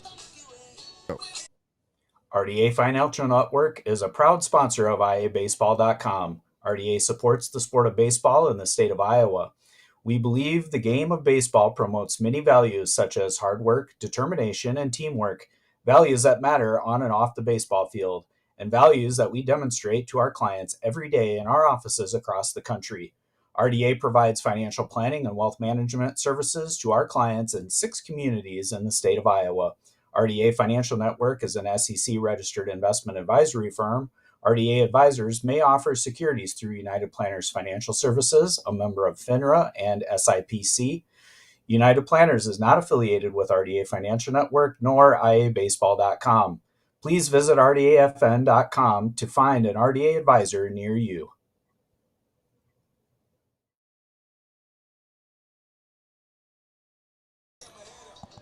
Once again, ladies and gentlemen, thanks again for tuning in. As always, make sure to check out our RDA Financial Prospect Planner segment. Now, as we go through and talk with industry experts, Chad Erickson and myself talk with players, industry experts about where they go in the pursuit of the college level and beyond. We got the chance to talk with a number of different players who have gone to things such as Driveline, all the way from JUCO World Series and beyond. So a number of different topics. We cover a lot of it, and a chance for you to also get engaged as that one shot right back. Our camera's still staying strong, though. Again, the camera is brought to you by the Log Cabin Greek Steakhouse in Galena, Illinois. Hey, make sure to give yourself a little bit of a break. Have some fun in the process. And how do you do that? Well, head on over to Galena, Illinois, just outside of Dubuque, Iowa. A chance to relax and really get into some really good food. And I mean great stuff at the Log Cabin. It is, again, phenomenal. They help bring us this broadcast, but they help bring so many people great dining experiences. All you got to do is get a reservation in. You'll absolutely love it. Again, Kyler Tyndall is looking at ball number 4. A 5-pitch walk will send him onto the base pass, and you got kind of a broken record here. Both teams now for 4 straight innings with a runner, the leadoff runner anyway, onto the base pass.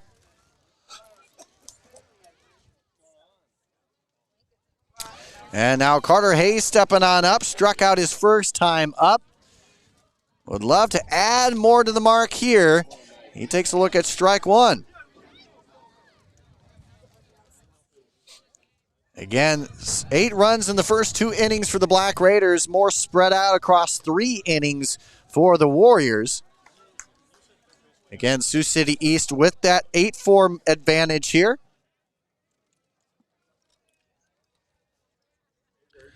Again, make sure to give us more thoughts. Hey, what are you seeing from around the league? We'd love to hear from you.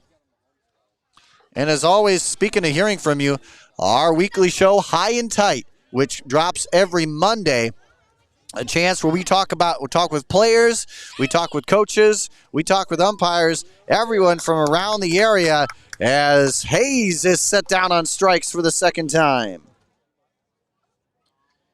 Unofficially the third strikeout by Calling in the game. And that was certainly a timely one at there. And that brings the first out with a runner in scoring position and the top of the lineup here, Tanner Clean. That one and a two-chopper out there to McCaffrey. He'll fire to second. The exchange to first, and they got him. Double play. What an action there from Sioux City East, flashing the leather on the double play. The two-outer will set down the Warriors in that one. A quick one at that, as we have the 4-6-3 double play, gets 2 outs. And with that, we will be heading in to a brand new inning. It's the 5th coming on up. And when we return, it'll be the top of the Black Raider lineup right after this here on the IA Baseball Network. RDA Financial Network is a proud sponsor of IA.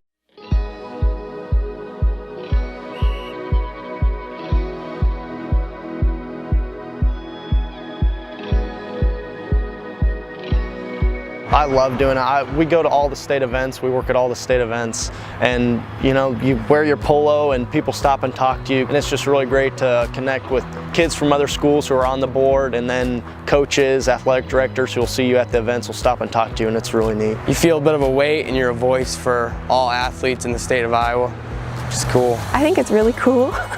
I remember reading the email and I'm like, oh, this would be something really cool to look for. It'd be good to talk to people that I want to get to talk to around the state. I get to see other people's opinions, kids from 5A schools, kids from small schools. I think it'll just be a really good opportunity for me. IHSAA represents so much that it's really cool that they have 2 girls on the board to bring a girl's perspective, because I think it's really important to be very diverse and get different opinions.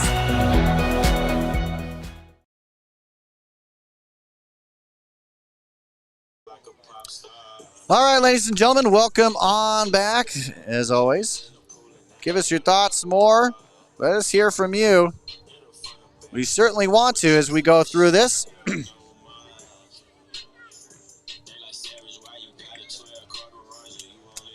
After a ground out ended the Sioux City East's 4th inning, we start the 5th with the top half of the lineup here in Jack Steeler kicking things off. This will be his 4th at-bat.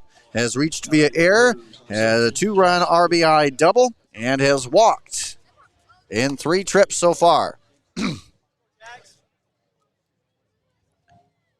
And now pitching here for the Warriors, Braxton Van Meter will come in. Looks like Milton Ford will be doing the duties behind the dish as that one gets set high and out of play.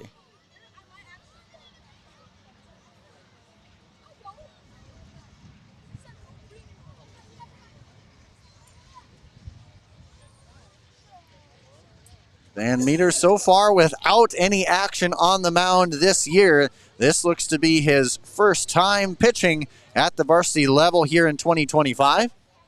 And oh boy, what a battle he has to go up against one of the premier 4A hitters in the state of Iowa here in Jack Steeler.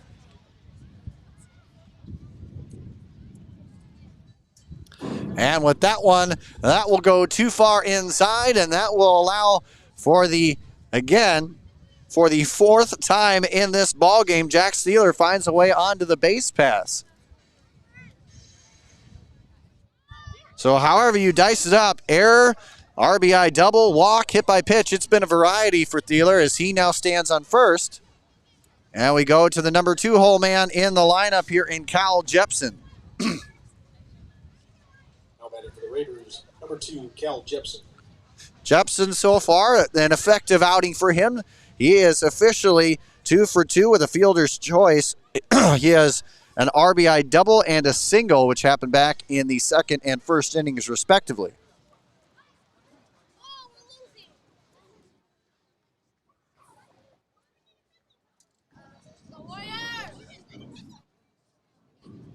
And Braxton Van Meter on the bump here now for the Warriors. Came in relief of Tanner Clean, as that one can't find the zone. 1-0. Clean went 4 innings worth of work, struck out 5, ended up surrendering 6 runs in the process. That one too far out of the zone here.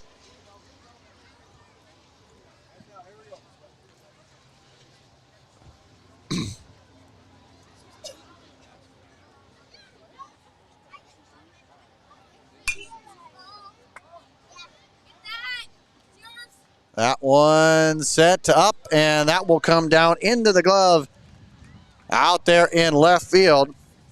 And that's into the glove of Clean, who is now in for Hayes in left.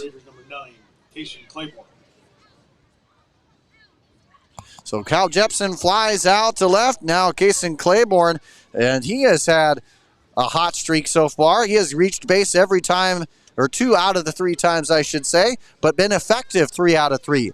A sacrifice RBI, a 3-run shot, and, of course, a walk. He has been as dangerous as anybody in this lineup.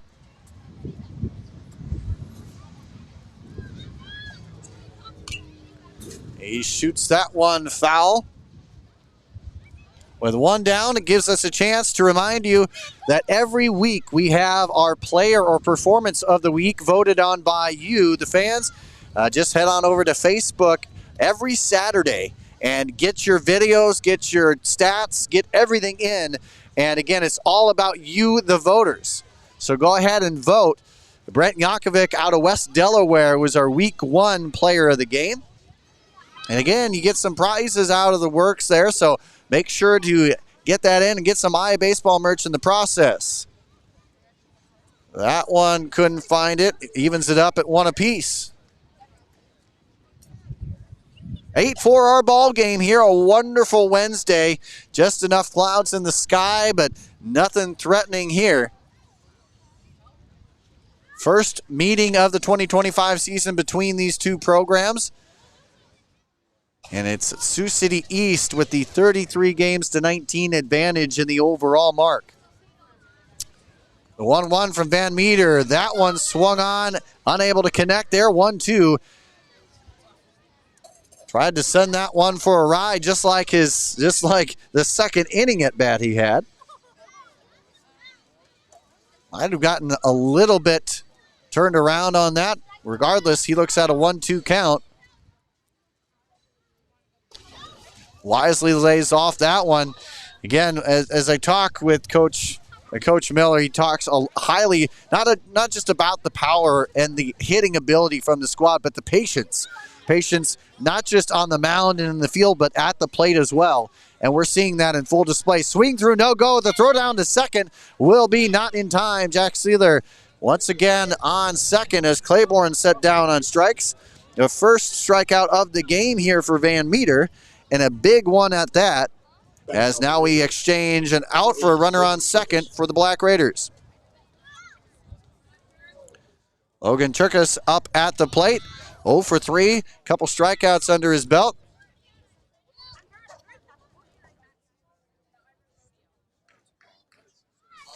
Looking to try and add. It's been 2 consecutive innings where they haven't put a run onto the board.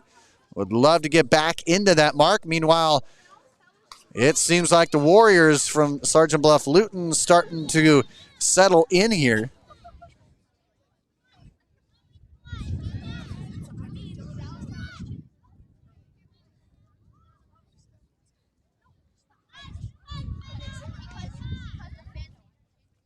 The look. And now a fire on home. That one too low.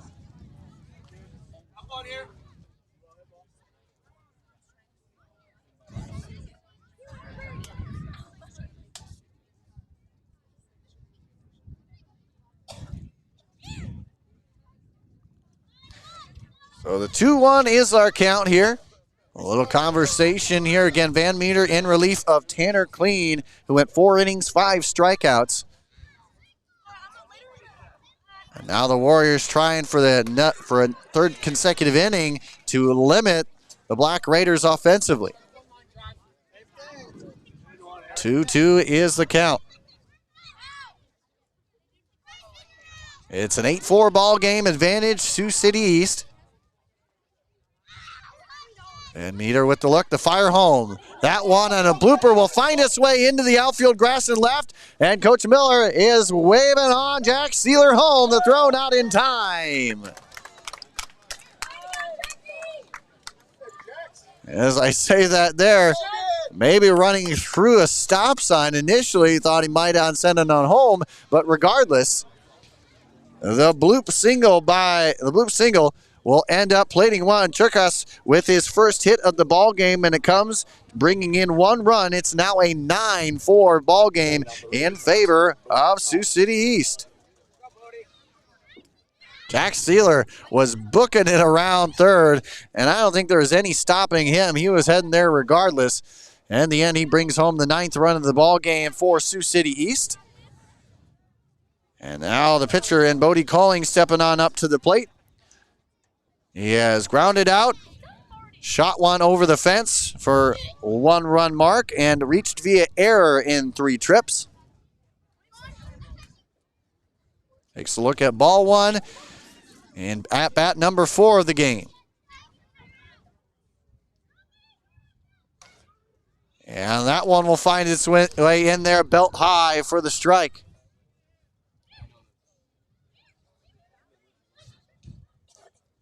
Make sure to all send in your highlights, clips, stats, and more. We'd love to put it on our newest segment, Amazing Things Seen This Week. Again, our chance where we get to post your videos on our show and a chance for everybody to see. And we really, again, part of highlighting the athletes, the coaches, and the umpires, everybody who really makes this game so great here in the state of Iowa. Van Meter looks at first. Again, Cherkas standing at first for the Black Raiders. The pitch. Tried to sneak one in there on the off speed, but sails it too high. It's 2-2. Again, Colling with a 1-run home run. Also a ground out and reached via error in 3 trips. He has already helped out his own cause with a trio of strikeouts on the mound. It was a 7-run second that gave a big advantage early on for the Black Raiders. At the time, 8-1. It has now changed hands. That one fouled back.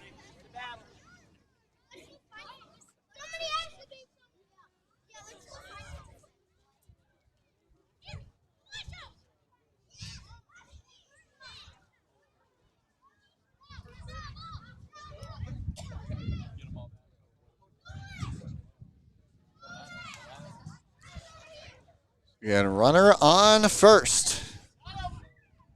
2s are wild, 2 strikes. 2 balls, 2 out. The pitch, then fire over there to second will be no go. As the count draws full, stolen base credited once again for the visiting Black Raiders.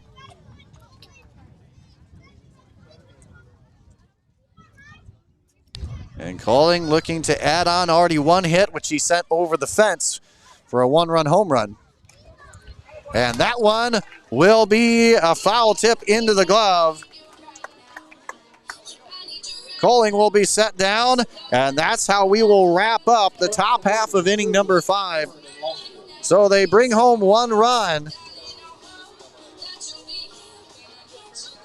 And they do so on 1 hit.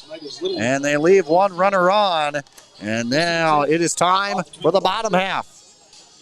And when we get back, it'll be Kerr, Warren, Lostwold when we return here on the iBaseball Network. $5 for one.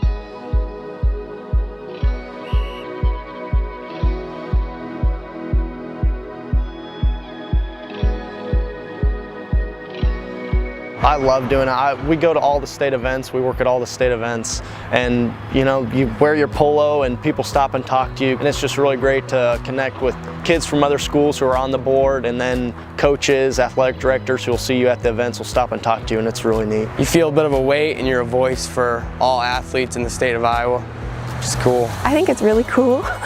I remember reading the email and I'm like, oh, this would be something really cool to look for. It'd be good to talk to people that I want to get to talk to around the state. I get to see other people's opinions, kids from 5A schools, kids from small schools. I think it'll just be a really good opportunity for me. IHSAA represents so much that it's really cool that they have 2 girls on the board to bring a girl's perspective, because I think it's really important to be very diverse and get different opinions.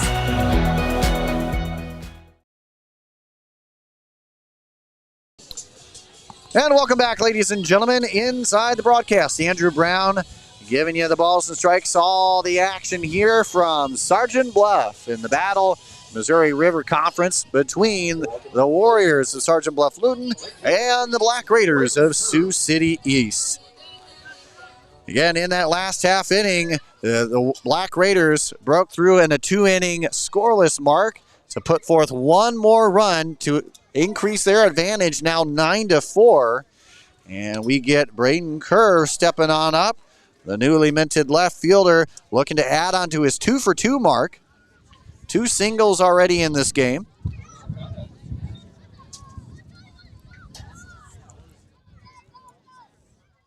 He quickly finds himself down 0-2 here in the count. Coling with the pitch. And could not find the outer mark there. Brings it 1-2.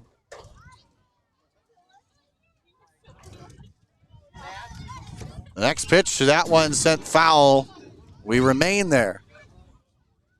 Again, Kerr has been perfect through 2 at-bats so far, 2 singles. Later came around to score the first inning, but has not come around to score since. That one hit high, and that one's playable by the dugout. And looks like a little bit of interference there, but not called anything. Jack Steeler was looking to catch it near the dugout, right near that fence line.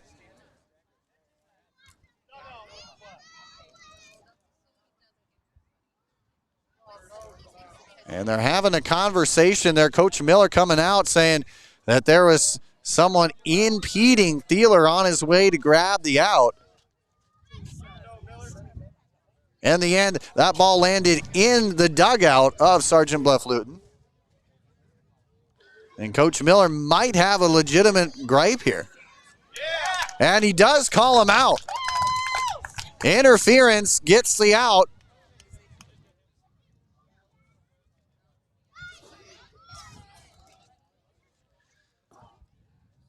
And now we have Coach Nelson trying to get an explanation there as well. Again, that was one where there was an individual just creeping outside, just enough outside of that fence line. And again, as the rule does state, you have to be fully in the dugout, which that was what was impeding Thieler to get there in the first place. So in the end, a correct call made. And now with 1 down, we continue on with Gavin Warren up to the plate.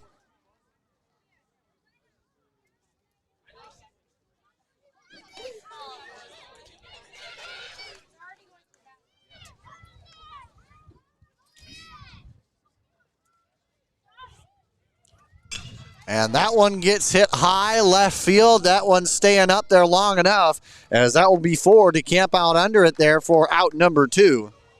A strong strike here from Warren, who is looking for his first hit in the ball game, but unfortunately flies out for out number 2, bringing up Tate Loswald to the plate. Loswald, productive in 2 trips so far. First time up, a sacrifice RBI ground out, and he followed that up with a single and later came around to score back in the 3rd. He swings through that one on a healthy swing, but comes up empty, strike 1.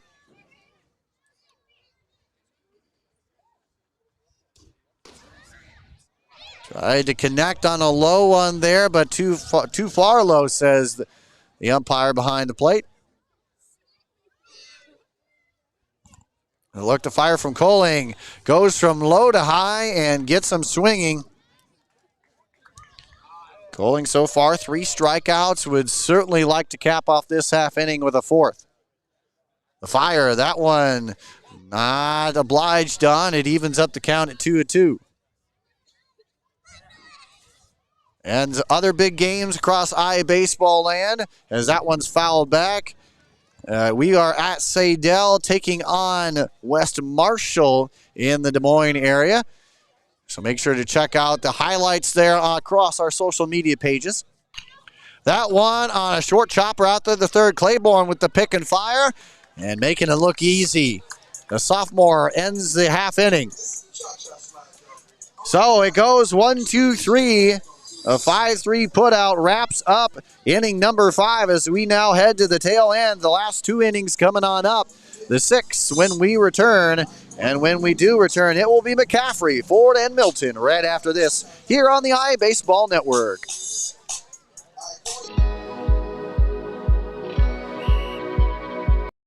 Hey everybody, got something special for all you electric fence owners out there. It's called Insolites, the LED flashing insulated light that you can see from up to half a mile or more away. It's so great you can see it from the comforts of your car or even your own home. That's right, you can put it onto almost any type of post out there, run the wire right through it, and that's all you need to do. Because Insolites goes with the pulse of the fence. So if there is no pulse, there is no flashing light, helping you locate where a problem may be or where a problem may exist that you didn't know was happening.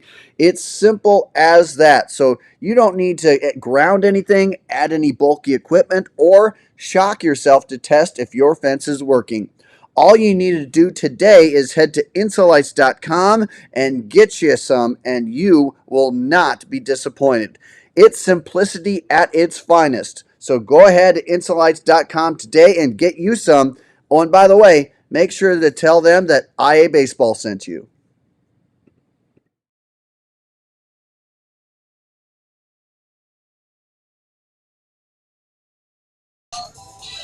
All right, ladies and gentlemen, welcome back. Andrew Brown here with you. This is a Missouri River Conference battle between the Sergeant Bluff Luton Warriors and the Sioux City East Black Raiders. As we take a look at our timeline brought to you by Casmium Sports. Check them out today, CasmiumSports.com. The Black Raiders with 1 run in the first, 7 in the second, and they added 1 more run in the 5th. That gives us our 9-run mark here for the Black Raiders.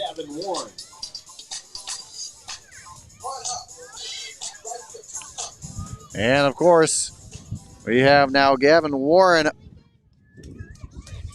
up on the plate here, or on the mound here for the Warriors. And Lincoln McCaffrey's the first one he sees, and not a great start on the mound for Warren as he will hit McCaffrey. A pitcher-on-pitcher battle goes the way of the Black Raiders there, and we get a runner on first base for a 5th consecutive inning for the Black Raiders.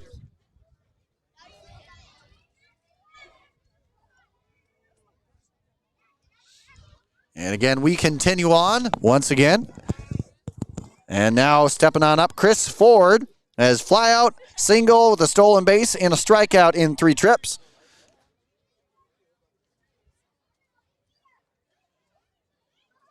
Bunt attempt very much in play, and you see the corners here for the Warriors stepping on up. The pickoff attempt, no go, but a nice try.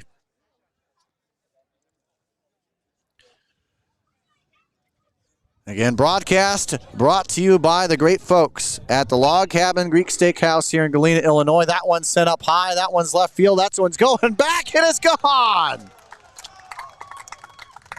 That one took a while, and it ended up out of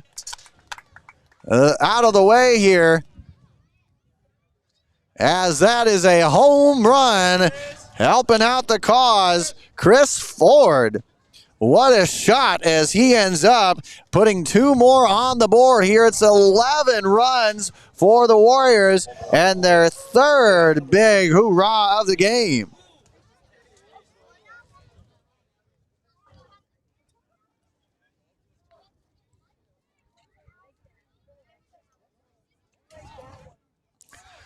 Ford up to that point with just a single fly out and a strikeout. He made up for that and more. That one shot left side.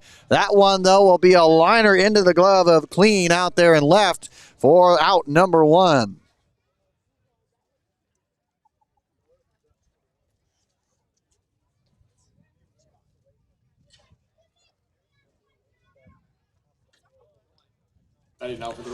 The third home run of the game here for the Black Raiders. They have had power galore here in this battle.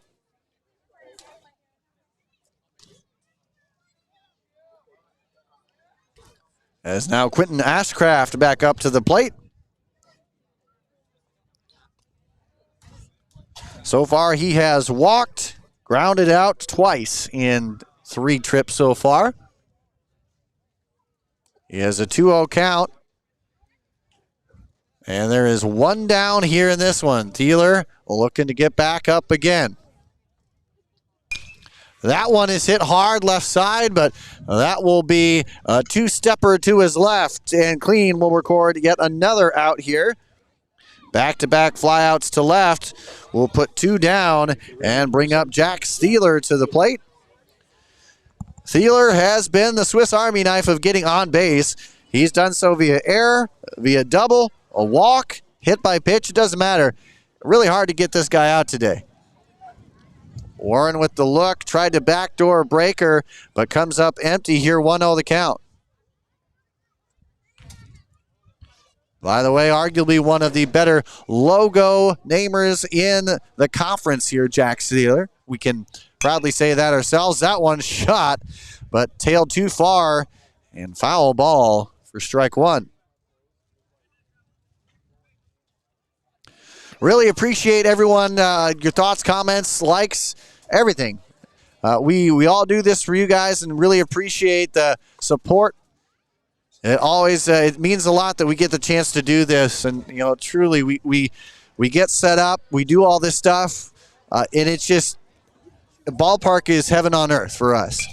That one is hit up high. That one's trailing deep. It looks like it's got a balloon on it, taking it over, but that will be off the wall. And Jack Thielen has second double of the game. It has been impossible to get the Black Raider leadoff man anywhere out. And now he stands on second here. Yet another inning, 6 consecutive for him onto the base pass. As now we bring up Cal Jepson to the plate. He started with 2 hits in 2 innings, a single and an RBI double. And since then, a fielder's choice and a fly out. So altogether, 2 for 4 on the day.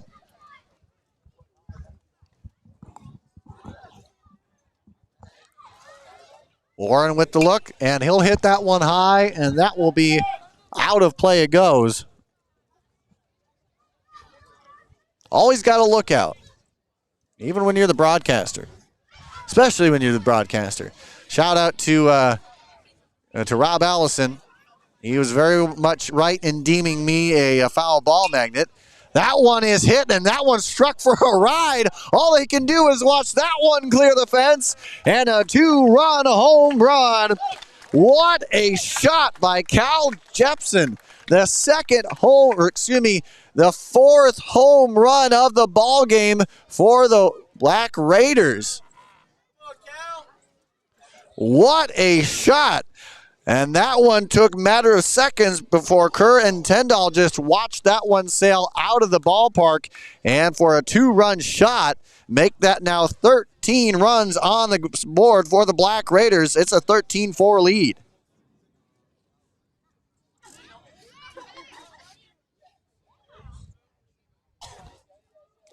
So the second home run of this inning.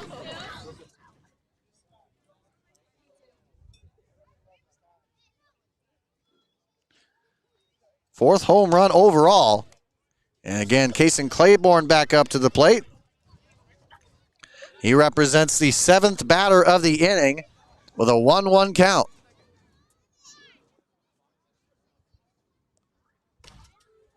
And that one dialed in there for a strike, making it 1-2.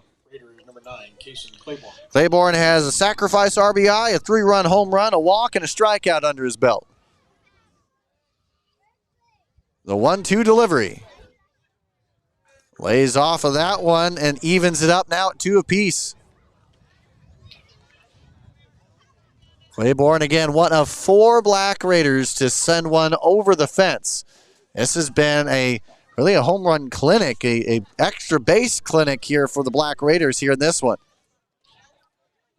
Lays off of that breaking ball, now brings it full 3-2.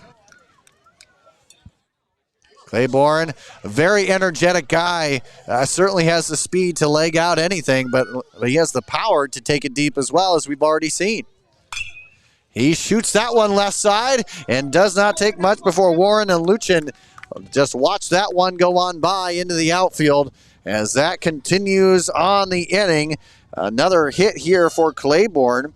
Marked that his 2nd of the ball game.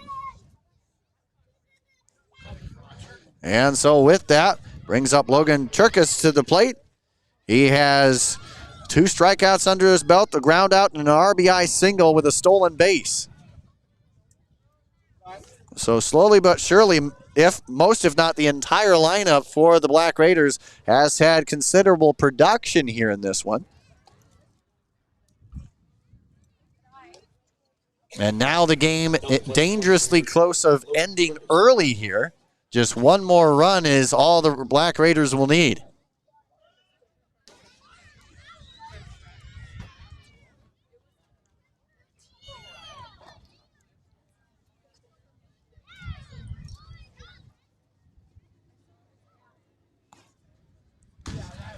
And that one sailing just high. That one draws the count now. 3 balls and no strikes. 4 runs already home in this one on the strength of 2 home runs. And we have now 2 runners onto the base pass via the 4-pitch walk.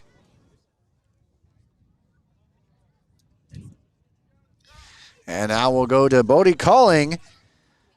Another pitcher battle here. He represents the 9th batter of the inning here for the Black Raiders.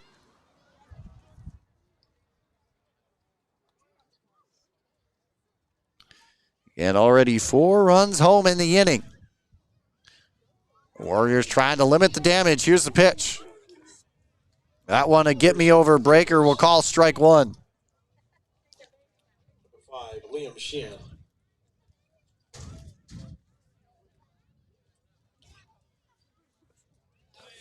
Nice stop by Ford behind the backstop there.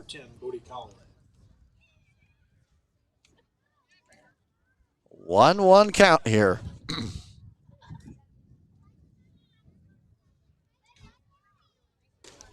That one a healthy swing, but comes up empty on that one, brings it 1-2. Again, plenty of opportunities here throughout the week to get your vote in for Player of the Week.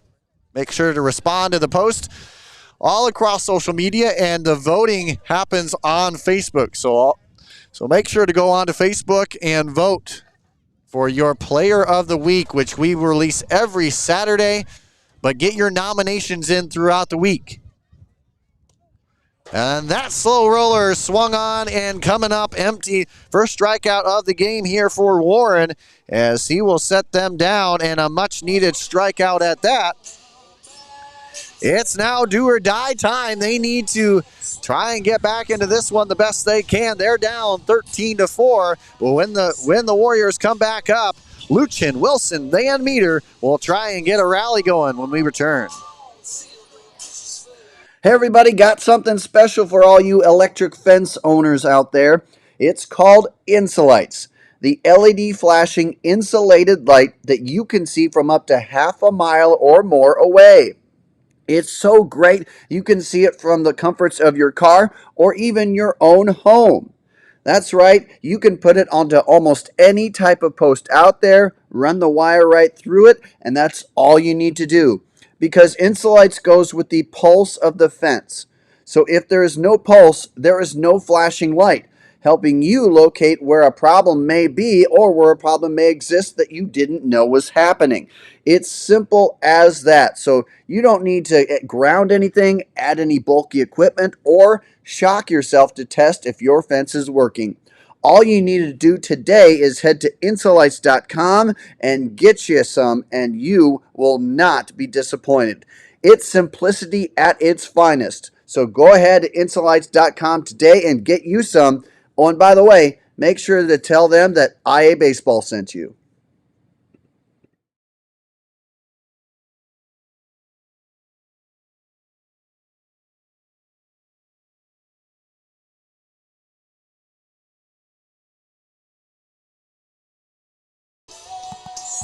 All right, ladies and gentlemen, welcome on back.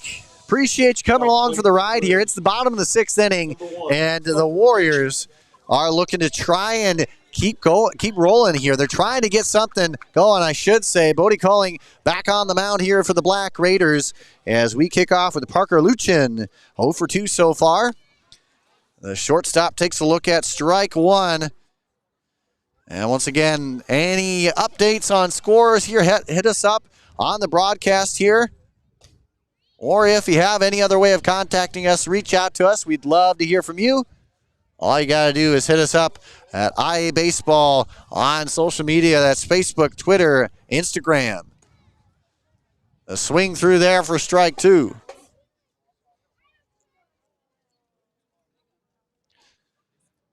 So here we are from Sergeant Bluff. Again, conference battle here. The first time these two teams have faced, it's been at least 4 games in a row that the Black Raiders have taken in this series, but certainly the Warriors have also had their fair share of run. A one hopper out there to the mound. Coling will walk it on over for the easy out. Although the classic 1-3 put out starts us off here, as now Alex Wilson, who has been the most consistent hitter for the Warriors here in this one, will step on up.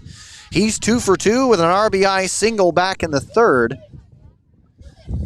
And they could use him right about now to get on base once more.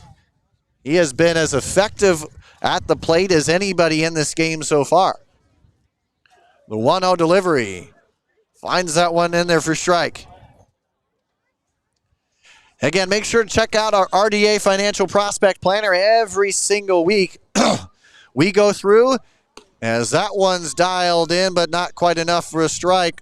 We go through every week and highlight ways in which those pursuing the collegiate route or more can help themselves, from technology tips, from tips on pros, from scouts to club ball teams, and even huge facilities like the CHIPS facility located in Waukee. A chance for you to improve your game well beyond the mark, as that one goes in there for strike 3. And we have 2 quick down. Now batting for the Warriors, number 3, Braxton. So again, make sure to check out our Prospect Planner, brought to you by RDA Financial every week.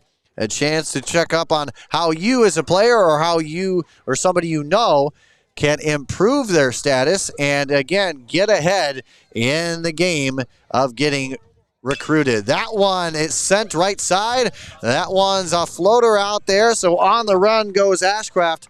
He will come up with the out. And with that fly out to right, that will officially end this half of the inning. And we get more coming on up. Last inning do or die for game 1.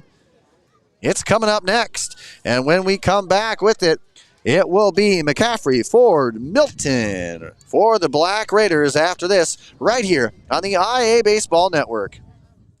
Hey, everybody, got something special for all you. RDA Financial Network is a proud sponsor of IABaseball.com. RDA supports the sport of baseball in the state of Iowa. We believe the game of baseball promotes many values such as hard work, determination, and teamwork, values that matter on and off the baseball field, and values that we demonstrate to our clients every day in our offices across the country. RDA provides financial planning and wealth management services to our clients in 6 communities in the state of Iowa. RDA Financial Network is an SEC-registered investment advisory firm. RDA Advisors may offer securities through United Planners Financial Services, a member of FINRA and SIPC. United Planners is not affiliated with RDA Financial Network nor IABaseball.com. Please visit RDAFN.com to find an RDA advisor near you.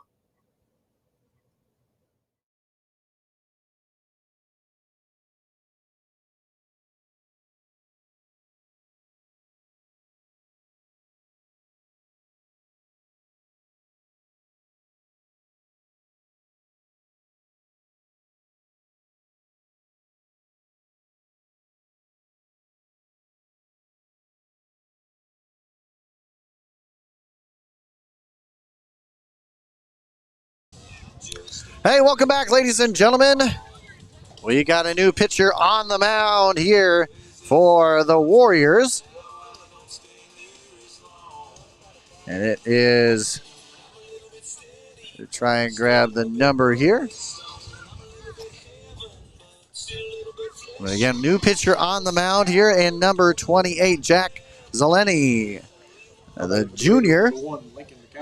He's his first opponent up to the plate will be the hard-hitting Lincoln McCaffrey, who has walked, doubled, singled, and walked again in all his trips on all of his 5 trips to the plate, 4 trips to the plate so far.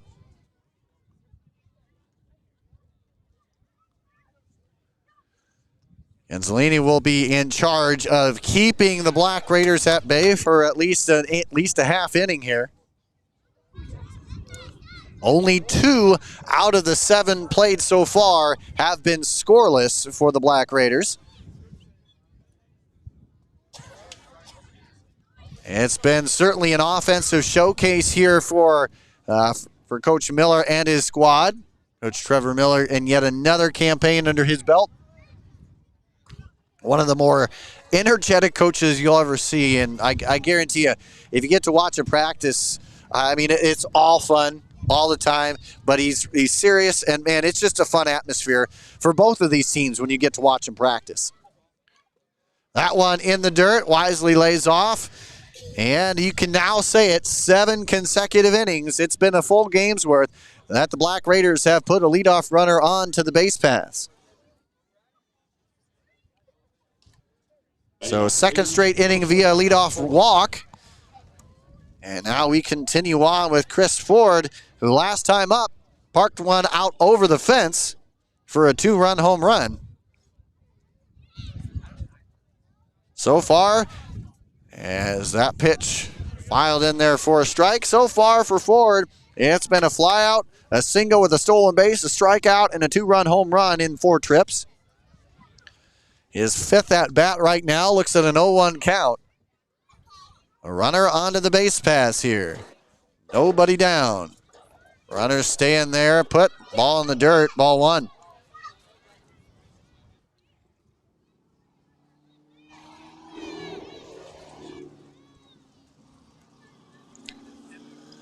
So it's 13-4, at one point 8-4 before an explosion again of absolute power, including one here from Ford for the Black Raiders, ended up poking across even more to give us a 13-4 advantage.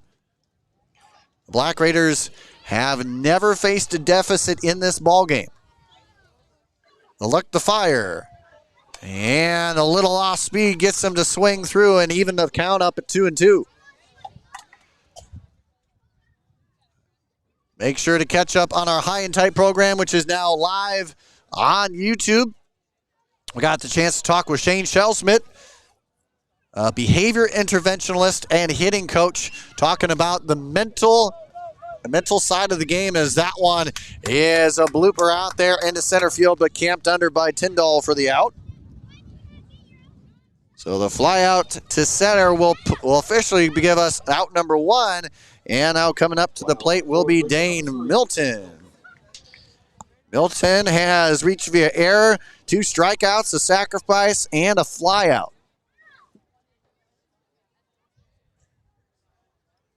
Every Black Raider has found a way to be on to the base paths in some way, shape, or form here in this game. Takes a look at ball 1. Again, Sioux City East started with a 1-0 lead and just continued to pile in from there. A 7-run second really helped them out there as the runner taken off to second. We will have, looks like hit by pitch there. And after being hit by a pitch, that means we now have runners on first and second here with one down. And now stepping on up to the plate, Quentin Ashcraft.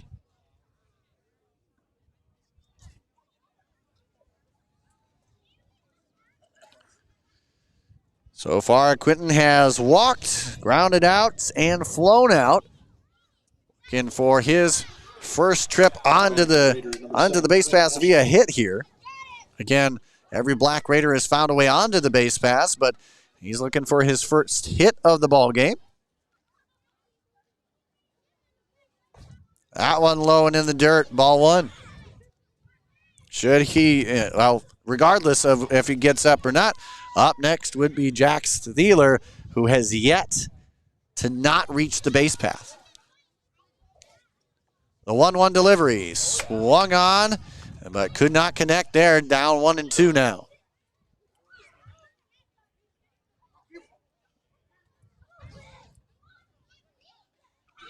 First conference meeting between these two squads. First meeting overall, I should say, between these two titans of their respective classes.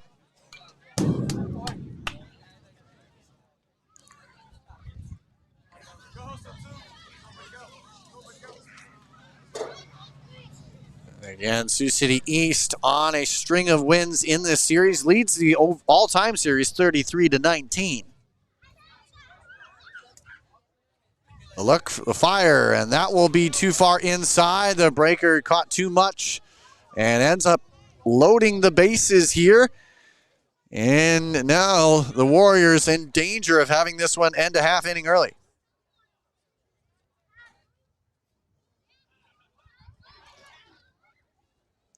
Now batting for the Raiders. So with bases loaded, second consecutive hit by pitch will bring up Jack Steeler to the plate, and the guy you really don't want up with the bases loaded.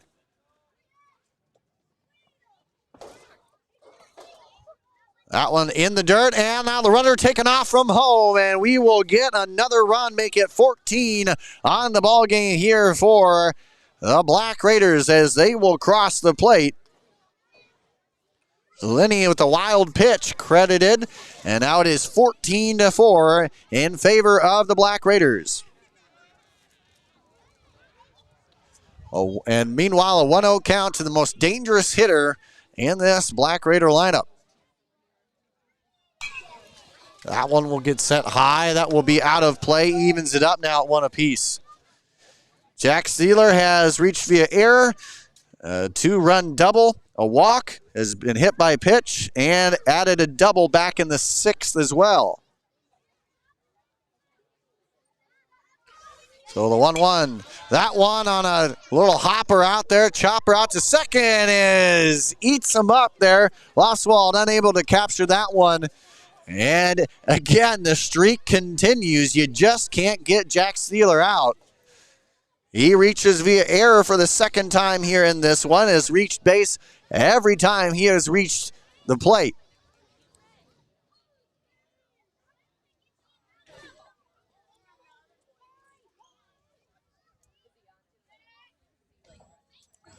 So now he represents a runner onto the base pass here. Out the plate for the Raiders, number 2, Cal Jepson.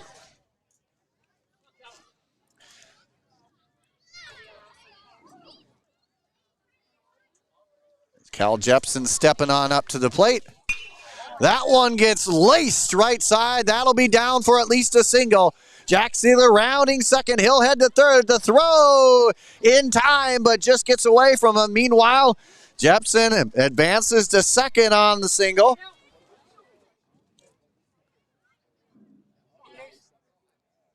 And we continue on with Kason Claiborne back up to the plate. Last time up, he singled. So far is 2 for 3 officially, a sacrifice RBI, a 3-run home run, a walk, strikeout, and a single. Impressive look already, and could add to that with runners in second and third. That one low and in the dirt, ball one. Still just one down. Already 16-4 mark.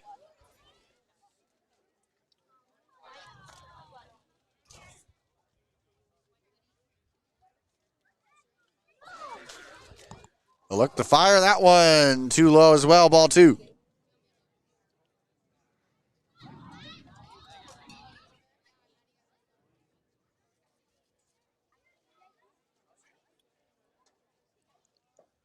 A look to fire again. That one tried to catch the outside. In the end, it's 3-0. A 16-4 advantage.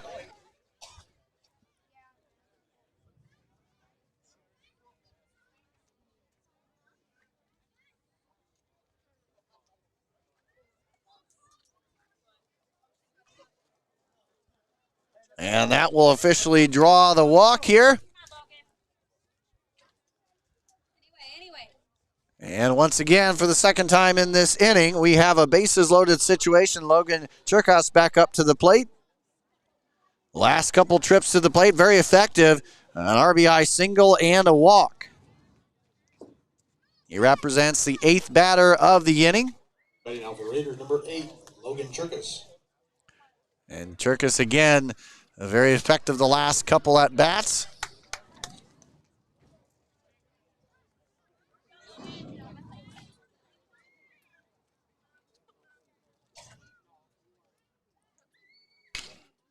That one is laced out there on a two-hopper to right field. Kerr will pick that one up. One's already coming on home. The throw. The throw in time. The tag not. As two more runs have crossed the plate. And we had two more for the Sioux City East Black Raiders. Make it an 18-4 ball game as we now put runners on first and second here. And that's officially a 2-run single here from Logan Cherkas.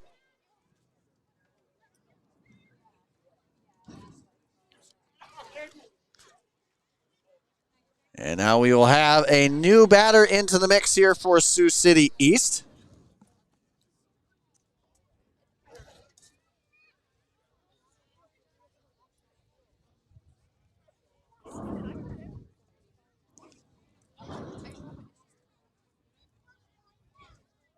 And it will be Caden Vakluskas, the junior.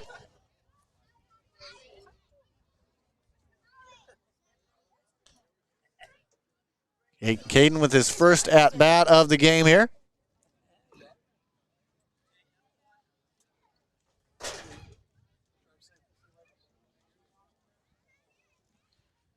One the count. Runners on first and second. Already a handful have crossed the plate here for the Black Raiders as they continue to break this one clean, wide open. It's already 18-4.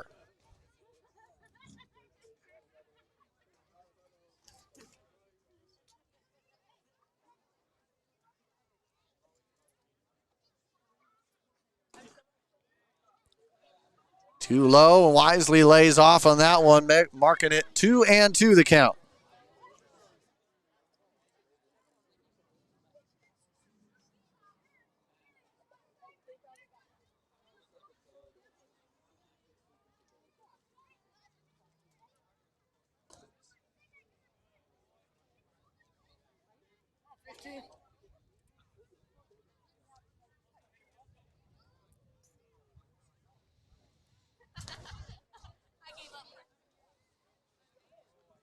So from the full count, the windup and the pitch.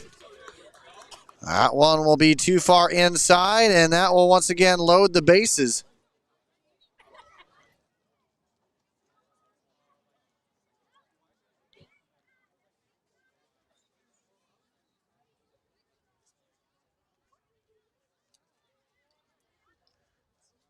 As now coming up to the plate will be number 16, Frankie Stoos.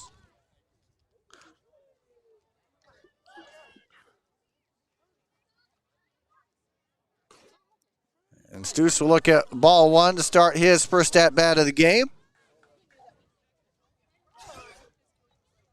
Already watching his team up a boatload here in this one, game one of the doubleheader.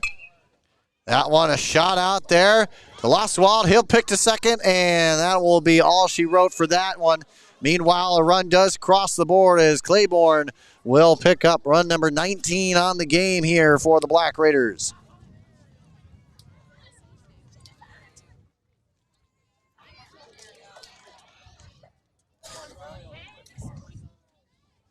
So with runners on the corners, we continue to rock on.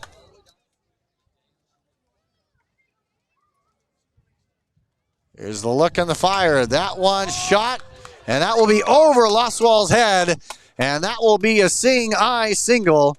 That'll drop in there, and Sioux City East by Brody Hanks will record an RBI yet again. Mark it 20 on the screen.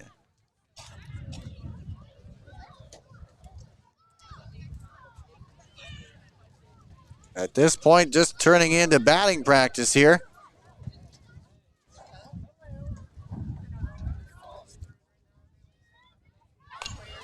That one gets set up high. This may end the half inning. And it will indeed. So the pop-up is now all she wrote, but in the meantime, the Black Raiders have pushed their total up to 20 runs on the game.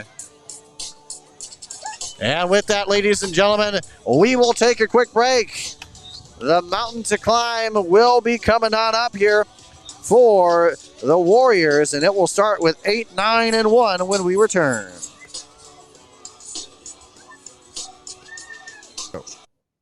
RDA Financial Network is a proud sponsor of IABaseball.com. RDA supports the sport of baseball in the state of Iowa. We believe the game of baseball promotes many values such as hard work, determination, and teamwork, values that matter on and off the baseball field, and values that we demonstrate to our clients every day in our offices across the country. RDA provides financial planning and wealth management services to our clients in 6 communities in the state of Iowa. RDA Financial Network is an SEC-registered investment advisory firm. RDA advisors may offer securities through United Planners Financial Services, a member of FINRA and SIPC. United Planners is not affiliated with RDA Financial Network nor IABaseball.com. Please visit RDAFN.com to find an RDA advisor near you.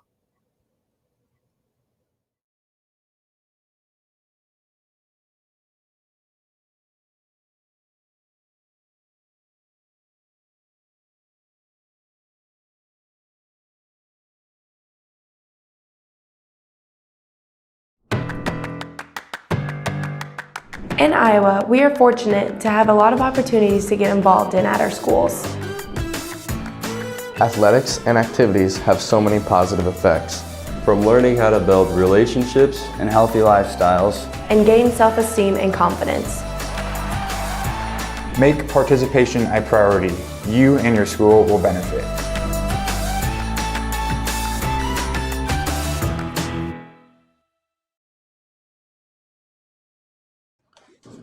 Welcome back, ladies and gentlemen, as we get rocking here with the bottom half of inning number 7. A mountainous lead here for Sioux City East, but the Warriors looking to try and get back into this one. They start here with the number 8 hole man in Tyler Kendall, who has had a pretty good game so far. 1 for 1 with a walk here in the late going. Now a 1-2 count to start things off, and Coling with the pitch fires too far outside, evens it up. Coling looking to go the distance here.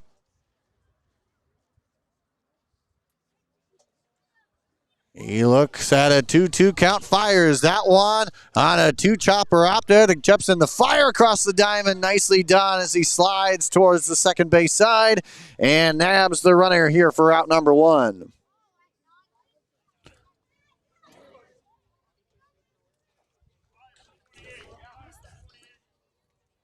Now batting for the Warriors, number 5, Gavin Anderson. So Coling has allowed just 7 hits here in this one, 4 runs under his watch.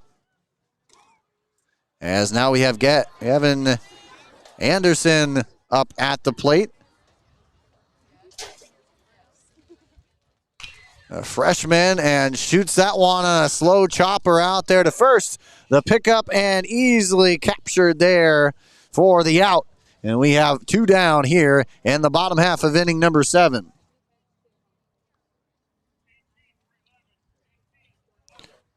And now we have a new batter in here as we have Brody Wager up, the 8th grader, getting a chance into the varsity action here. That one by Colling sails a little too high. 1 ball, no strikes. So 7 runs in the last half inning here for Sioux City East as they break it even further open. Jepson with another chance across the diamond throw, and he gets him. And there you go, ladies and gentlemen. That is how we wrap up game number 1. As a second straight 6-3 putout will be all she wrote.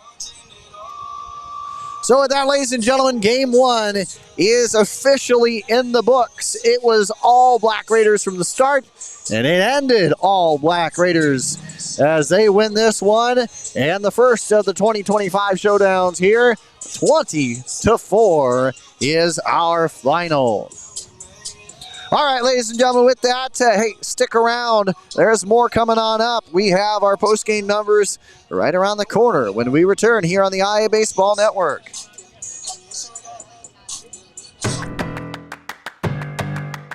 In Iowa, we are fortunate to have a lot of opportunities to get involved in at our schools. Athletics and activities have so many positive effects, from learning how to build relationships and healthy lifestyles, and gain self-esteem and confidence. Make participation a priority. You and your school will benefit.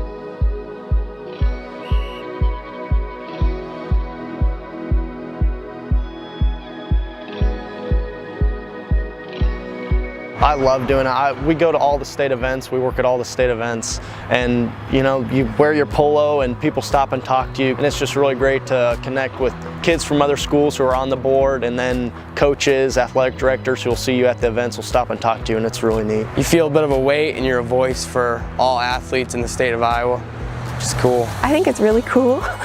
I remember reading the email and I'm like, oh, this would be something really cool to look for. It'd be good to talk to people that I want to get to talk to around the state. I get to see other people's opinions, kids from 5A schools, kids from small schools. I think it'll just be a really good opportunity for me.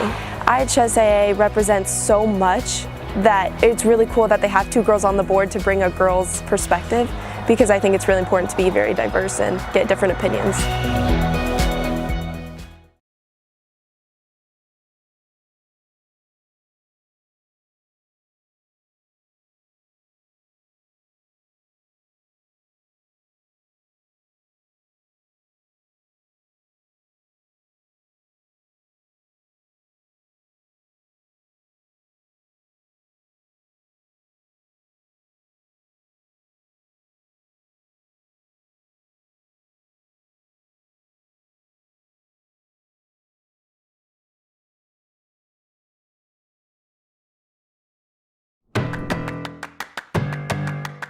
In Iowa, we are fortunate to have a lot of opportunities to get involved in at our schools.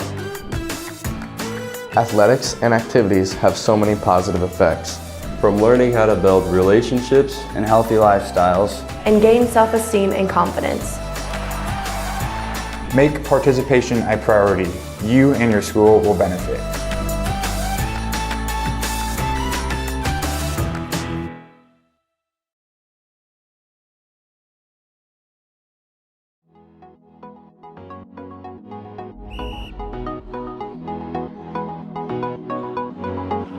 I remember personally when I was young watching the guys that were playing sports, basketball, football, wrestling, whatever it was, when they were in high school and just thinking, I mean, how great they were and just wanting to be like them when I was older. So yeah, we are definitely always role models for those younger kids, those middle schoolers.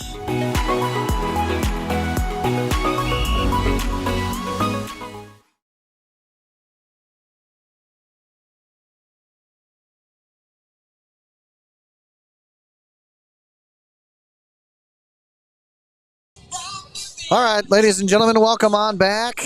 We're wrapping up our game one. It's 20-4 in favor of Sioux City East. And taking a look at the final box score, Sioux City East with 20 runs on 17 hits, 6 runners left on base. They had four balls leave the yard on home runs. And they had a slew of extra base hits in their wake. Meanwhile, Sergeant Bluff Luton, they take the loss on 4 runs, 7 hits, 3 runners left on base. And that is how we wrap up game number 1. Post-game stats brought to you by Casmian Sports. Make sure to check them out today at CasmianSports.com. And as always, hey, thanks for tuning in and making this a part of your day. The broadcast brought to you by Log Cabin Greek Steakhouse in Galena, Illinois. Make sure to stay tuned for our next broadcast coming on up in a few minutes from now. It's Youth Night here in Sergeant Bluff. We'll have more coming up after this. And we have a new broadcast for you right around the corner, so stay right here and tuned in to the IA Baseball Network here on the IA Sports YouTube page.